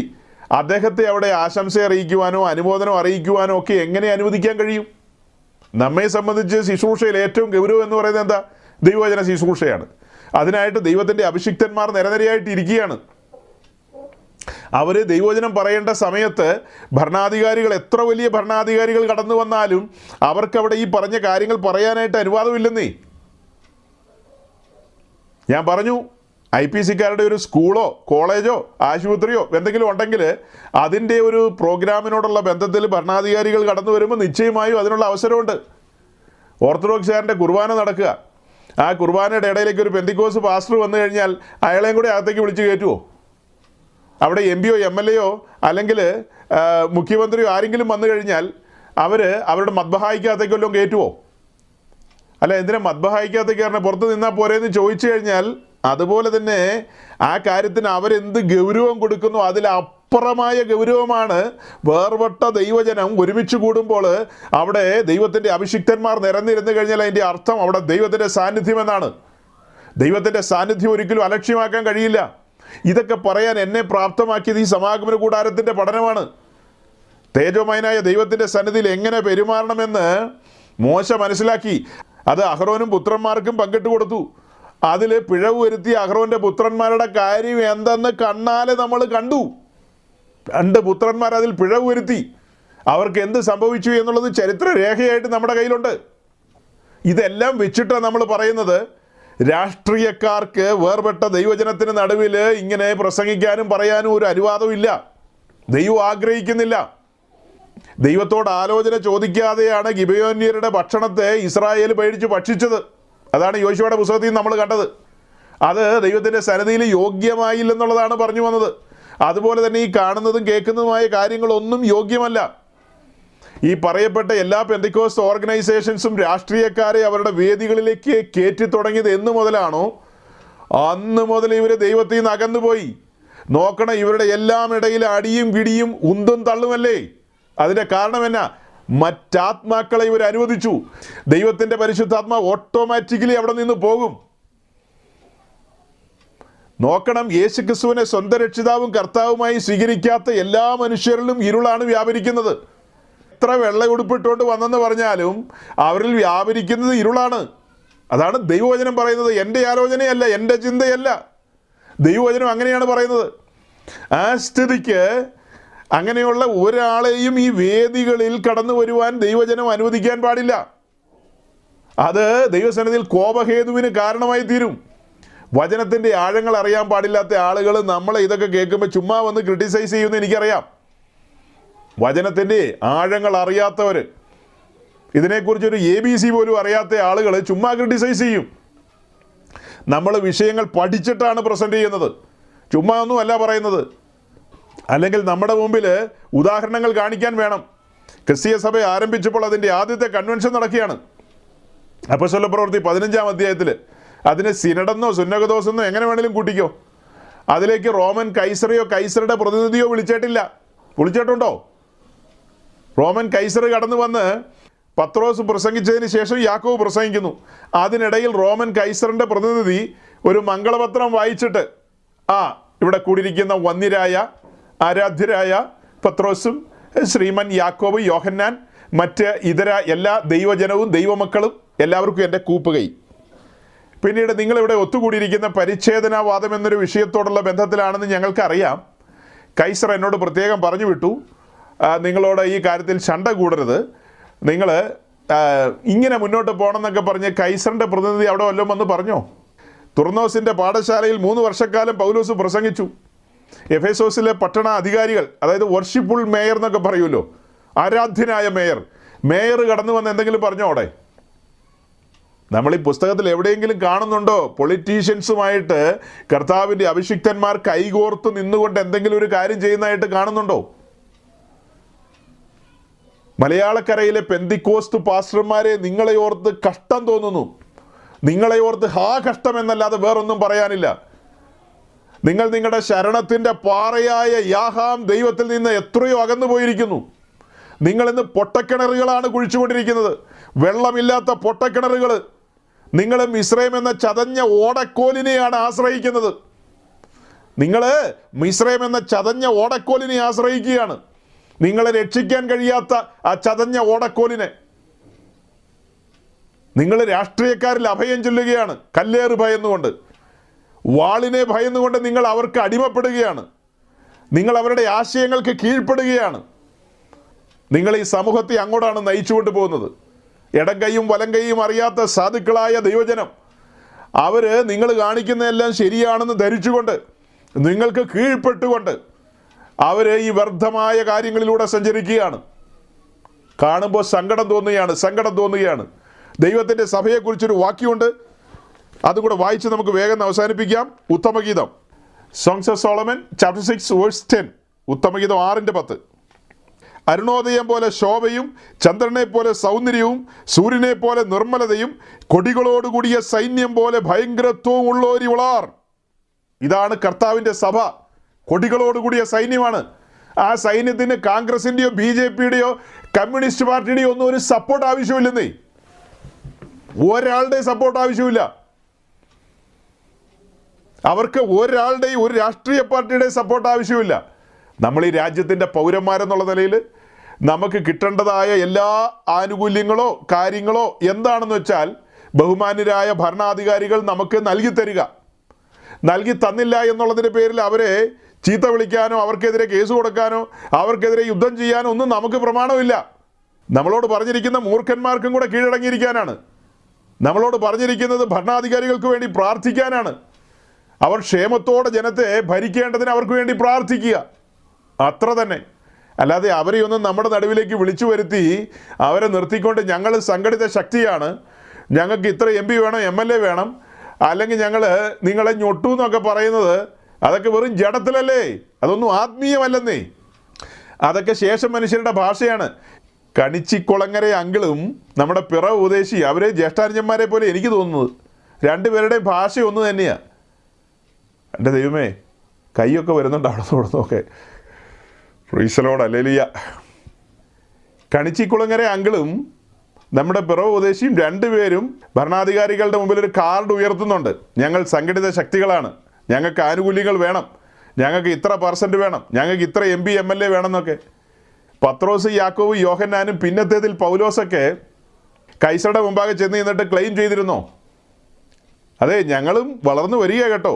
എൻ്റെ ആദ്യത്തെ പ്രസംഗത്തിൽ തന്നെ 3000 പേരെ രംഗത്ത് വന്നത്. രണ്ടാമത്തെ പ്രസംഗത്തിൽ 5000 പേര് വന്നിട്ടുണ്ട്. പിന്നെ ആളുകൾ ഇപ്പോൾ കൂടിക്കൊണ്ടിരിക്കുക. ഇടം പോരാതെ വണ്ണം ജനം വന്നുകൊണ്ടിരിക്കുക. ഞങ്ങൾ സംഘടിത ശക്തിയാണ്, ഞങ്ങൾ വോട്ട് ബാങ്കാണ്, ഞങ്ങളെ ഗൗനിക്കണം. ഞങ്ങളോട് ഇങ്ങനെയൊന്നും പെരുമാറാൻ പാടില്ല. ഞങ്ങളെ ജയിലിൽ പിടിച്ചിട്ട് കൈയൊക്കെ ആമത്തിലിടുക എന്നൊക്കെ പറയുന്ന മര്യാദയാണോ? വോട്ട് ചെയ്യേണ്ട കൈയല്ലേ ഇത്? ഇതിനകത്താണോ നിങ്ങൾ ഞങ്ങളെയൊക്കെ ഇടുന്നത്? ഞങ്ങൾ നിങ്ങൾക്ക് വോട്ട് ചെയ്യാനുള്ളതാ. ഇങ്ങനെയൊക്കെയാണോ ഞങ്ങളോട് ചെയ്യുന്നതെന്നാണോ അവർ ചോദിച്ചത്? നമ്മൾ പറയുന്ന ഈ പെന്തക്കോസ്റ്റ് എന്ന് പറയുന്ന സമൂഹം, ഇത് കോംപ്രമൈസ് ചെയ്തൊരു സമൂഹമാണ്, ലോകത്തിലേക്ക് ഇറങ്ങിപ്പോയൊരു സമൂഹമാണ്. യേശുക്രിസ്തു പറഞ്ഞു, ഈ ലോകം എന്നെ പകച്ചു, അത് നിങ്ങളെയും പകയ്ക്കുമെന്ന്. ശരിക്കും നമ്മൾ ആ വചനത്തോട് താതാത്മ്യം പ്രാപിക്കണമെങ്കിൽ ഇവിടുത്തെ രാഷ്ട്രീയക്കാർ, എല്ലാ മതങ്ങളും, ഈ പറയപ്പെട്ട എല്ലാ നാമധേയ ക്രൈസ്തവ കൂട്ടങ്ങളും എല്ലാം എതിർക്കണം. എല്ലാവരും എതിർത്ത് വരുമ്പോഴാണ് വാസ്തവമായും ആ വചനപ്രകാരം നമ്മൾ ജീവിക്കുന്നതായിട്ട് വരുന്നത്. ഇപ്പോൾ ഒരു കൂട്ടം ആൾക്കാരൊക്കെ നമ്മളെ അംഗീകരിക്കുന്നുണ്ടെന്നേ. ഇപ്പോൾ എന്തായാലും വന്ന് പ്രസംഗിച്ചു പോയ VD സതീശൻ നമ്മളെ അംഗീകരിക്കുന്നുണ്ട്. അമിത്ഷാ നമ്മളെ അംഗീകരിക്കുന്നില്ലായിരിക്കാം, പക്ഷേ VD സതീശൻ നമ്മളെ അംഗീകരിക്കും. ഇന്നിപ്പോൾ പിണറായി വിജയൻ വന്നിട്ടുണ്ടാവും, പുള്ളി നമ്മളെ അംഗീകരിക്കും. ശരിക്കും ഇവരെല്ലാം നമ്മളെ വെറുക്കുന്ന ഒരു നിലയിലേക്ക് വരണം. അതെങ്ങനെയാണ് വരുന്നത്? നമ്മൾ സത്യത്തിന് നീതിക്കും വേണ്ടി നിൽക്കണം. 119 സങ്കീർത്തനത്തിൽ വായിച്ചതുപോലെ, നിന്റെ നീതിയുള്ള വിധികളെ ഞാൻ പ്രമാണിക്കുമെന്ന് നമ്മൾ എന്ന് ആ ചെയ്ത സത്യത്തിലേക്ക്, എന്ന് പറഞ്ഞാൽ ആ ഒരു പ്രതിജ്ഞയിലേക്ക് എന്ന് വരുന്നോ, അന്ന് ഈ ലോകം നമുക്ക് എതിരാവും. ഈ മുഴു ലോകം നമുക്ക് എതിരായിരിക്കുമെന്ന് കുറിച്ചു വെച്ചോ. ഇന്ന് ലോകത്തിൽ അവിടെ നിന്ന് ഇവിടെ നിന്നൊക്കെ നമുക്ക് എതിർപ്പ് വരുന്നുണ്ട്. എന്നാൽ മുഴു ലോകം നമുക്ക് എതിരൊന്നുമല്ല. മുഴു ലോകവും നമുക്ക് എതിരായി വരുന്നൊരു സമയമുണ്ട്. അതെങ്ങനെയാ? നമ്മൾ ഈ വചനം പ്രമാണിക്കാനായിട്ട് തീരുമാനിക്കുമ്പോഴാണ്. അതുകൊണ്ട് സഹോദരങ്ങളെ, ഒത്തിരി സമയം മുൻപോട്ട് പോയി ഞാൻ വാക്കുകളെ ചുരുക്കുകയാണ്. നമ്മുടെ ഈ മെസ്സേജിൻ്റെ ഒടുവിലേക്ക് വന്നപ്പോൾ നമ്മുടെ ബഹുമാന്യായ പ്രസംഗിച്ച കാര്യവും അതുപോലെ ബഹുമാന്യായ ഓപ്പോസിഷൻ ലീഡറിൻ്റെ കാര്യമൊക്കെ നമ്മൾ പറഞ്ഞു. അതിനെയൊക്കെ ആത്മീയമായി തന്നെ നിങ്ങൾ ചിന്തിക്കേണ്ടതുണ്ട്. ഇതൊക്കെ ഗൗരവമായ കാര്യങ്ങളാണ്. നമുക്ക് ദൈവസന്നിധി ഒരിക്കലും അലക്ഷ്യമാക്കാൻ കഴിയില്ല. അത് അലക്ഷ്യമാക്കുന്നതിൻ്റെ കാരണം നമ്മൾ വചനത്തിൽ മുൻപോട്ട് പോകുന്നില്ല, നമ്മൾ ഈ കാര്യത്തിനൊന്നും വലിയ ഗൗരവം കൊടുക്കുന്നില്ല എന്നുള്ളത് കൊണ്ടാണ്. അതേസമയം നമ്മൾ ഈ വചനം പഠിച്ച് ദൈവത്തിൻ്റെ സന്നിധിയിൽ എങ്ങനെ വർത്തിക്കണം എന്നുള്ള കാര്യങ്ങളൊക്കെ മനസ്സിലാക്കി കഴിഞ്ഞാൽ ഒരിക്കലും നമുക്ക് ദൈവസന്നിധി അലക്ഷ്യമാക്കാൻ കഴിയില്ലെന്നുള്ളതാണ് എനിക്കിതിൽ നിന്ന് മനസ്സിലാകുന്നത്. ഇന്ന് നമ്മൾ ഈ ചിന്തിച്ചതായ ധ്യാനിച്ചതായ ഈ കാര്യങ്ങളൊക്കെ നമ്മുടെ ആത്മീയ ജീവിതത്തിൽ വലിയ മുന്നേറ്റത്തിന് കാരണമായി തീരണം. ബോധ്യങ്ങളുള്ളവരായി മാറണം. അനേകർ ബോധ്യങ്ങളില്ലാതെ സഞ്ചരിക്കുമ്പോൾ നമ്മൾ ആ ബോധ്യത്തിലേക്ക് വരേണ്ടതുണ്ട്. നമ്മൾ ഇടയിൽ വായിച്ച യോശുവയുടെ പുസ്തകത്തിലെ ആ ഒരു വാക്യം ഓർമ്മയിലിരിക്കട്ടെ.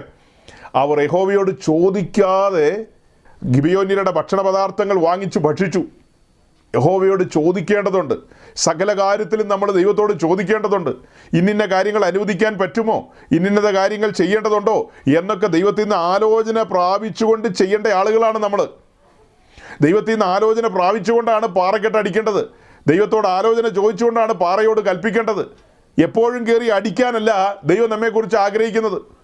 ദൈവം എന്ത് നമ്മെക്കുറിച്ച് ആഗ്രഹിക്കുന്നോ അത് മനസ്സിലാക്കണമെങ്കിൽ നമ്മൾ വിശുദ്ധ ജീവിതം നയിച്ചുകൊണ്ട് ദൈവത്തെ ഭയപ്പെട്ട് ദൈവത്തിൻ്റെ വഴിയിൽ നടക്കണം. ദൈവത്തെ ഭയപ്പെട്ട് ദൈവത്തിൻ്റെ വഴിയിൽ നടക്കുന്ന ആളുകളുടെ ഇടയിലൊന്നും ഒരു പൊളിറ്റീഷ്യൻസിനും കടന്നു വരാൻ കഴിയില്ലെന്നേ. അവർക്കൊന്നും അവിടെ കടന്നു വരാനായിട്ട് കഴിയില്ല. അവർക്ക് നിൽക്കാൻ കഴിയില്ല. അവർക്ക് ഭയം തോന്നും. അവർക്ക് പാപബോധം ഉളവാകും. ഇപ്പോൾ അവിടെ കടന്നു വന്ന് നിന്ന് സംസാരിക്കാൻ കഴിയുന്ന എന്താ? അവർക്കൊരു ഭയം തോന്നുന്നില്ല, അവർക്ക് പാപബോധം തോന്നുന്നില്ല. കാരണം അവിടെ ദൈവത്തിൻ്റെ സാന്നിധ്യമില്ല. എല്ലാ വർഷവും നടക്കുന്ന ചടങ്ങുകൾക്കനുസരിച്ച്, ആചാര മര്യാദകൾക്കനുസരിച്ച് ഇങ്ങനെ കുറച്ച് അന്യഭാഷയൊക്കെ പറഞ്ഞ് കുറച്ച് പാട്ടൊക്കെ പാടി കാര്യങ്ങളെ പൂർത്തീകരിക്കുന്നു എന്ന് മാത്രമേ ഉള്ളൂ. അതല്ലാതെ ഒരു കാര്യവും നടക്കുന്നില്ല. നടക്കണമെങ്കിൽ യഹോവേ ഞങ്ങളെ നിങ്ങളിലേക്ക് മടക്കി വരുത്തണമേ, ആ പണ്ടേയുള്ള നല്ല കാലത്തിലേക്ക് ഞങ്ങളെ മടക്കി വരുത്തണമേ എന്ന് ഹൃദയം തകർന്ന് പ്രാർത്ഥിക്കേണ്ടതുണ്ട്. ആ പഴയ പാതയിലേക്ക് മടങ്ങി വരേണ്ടതുണ്ട്. ഭക്തന്മാർ നടന്ന പഴയ പാതയിലേക്ക് നടന്നു വരേണ്ടതുണ്ട്. അതല്ലാതെ നമുക്ക് ബോധിച്ചതുപോലെ നടന്നിട്ട് ചടങ്ങ് പൂർത്തീകരിക്കാമെന്ന് വിചാരിച്ചാൽ ഒരിക്കലും ദൈവപ്രസാദം ലഭിക്കില്ലെന്ന് പറഞ്ഞുകൊണ്ട് ഞാൻ എൻ്റെ വാക്കുകളെ ചുരുക്കുകയാണ്. ദൈവം നിങ്ങളെ അനുഗ്രഹിക്കട്ടെ.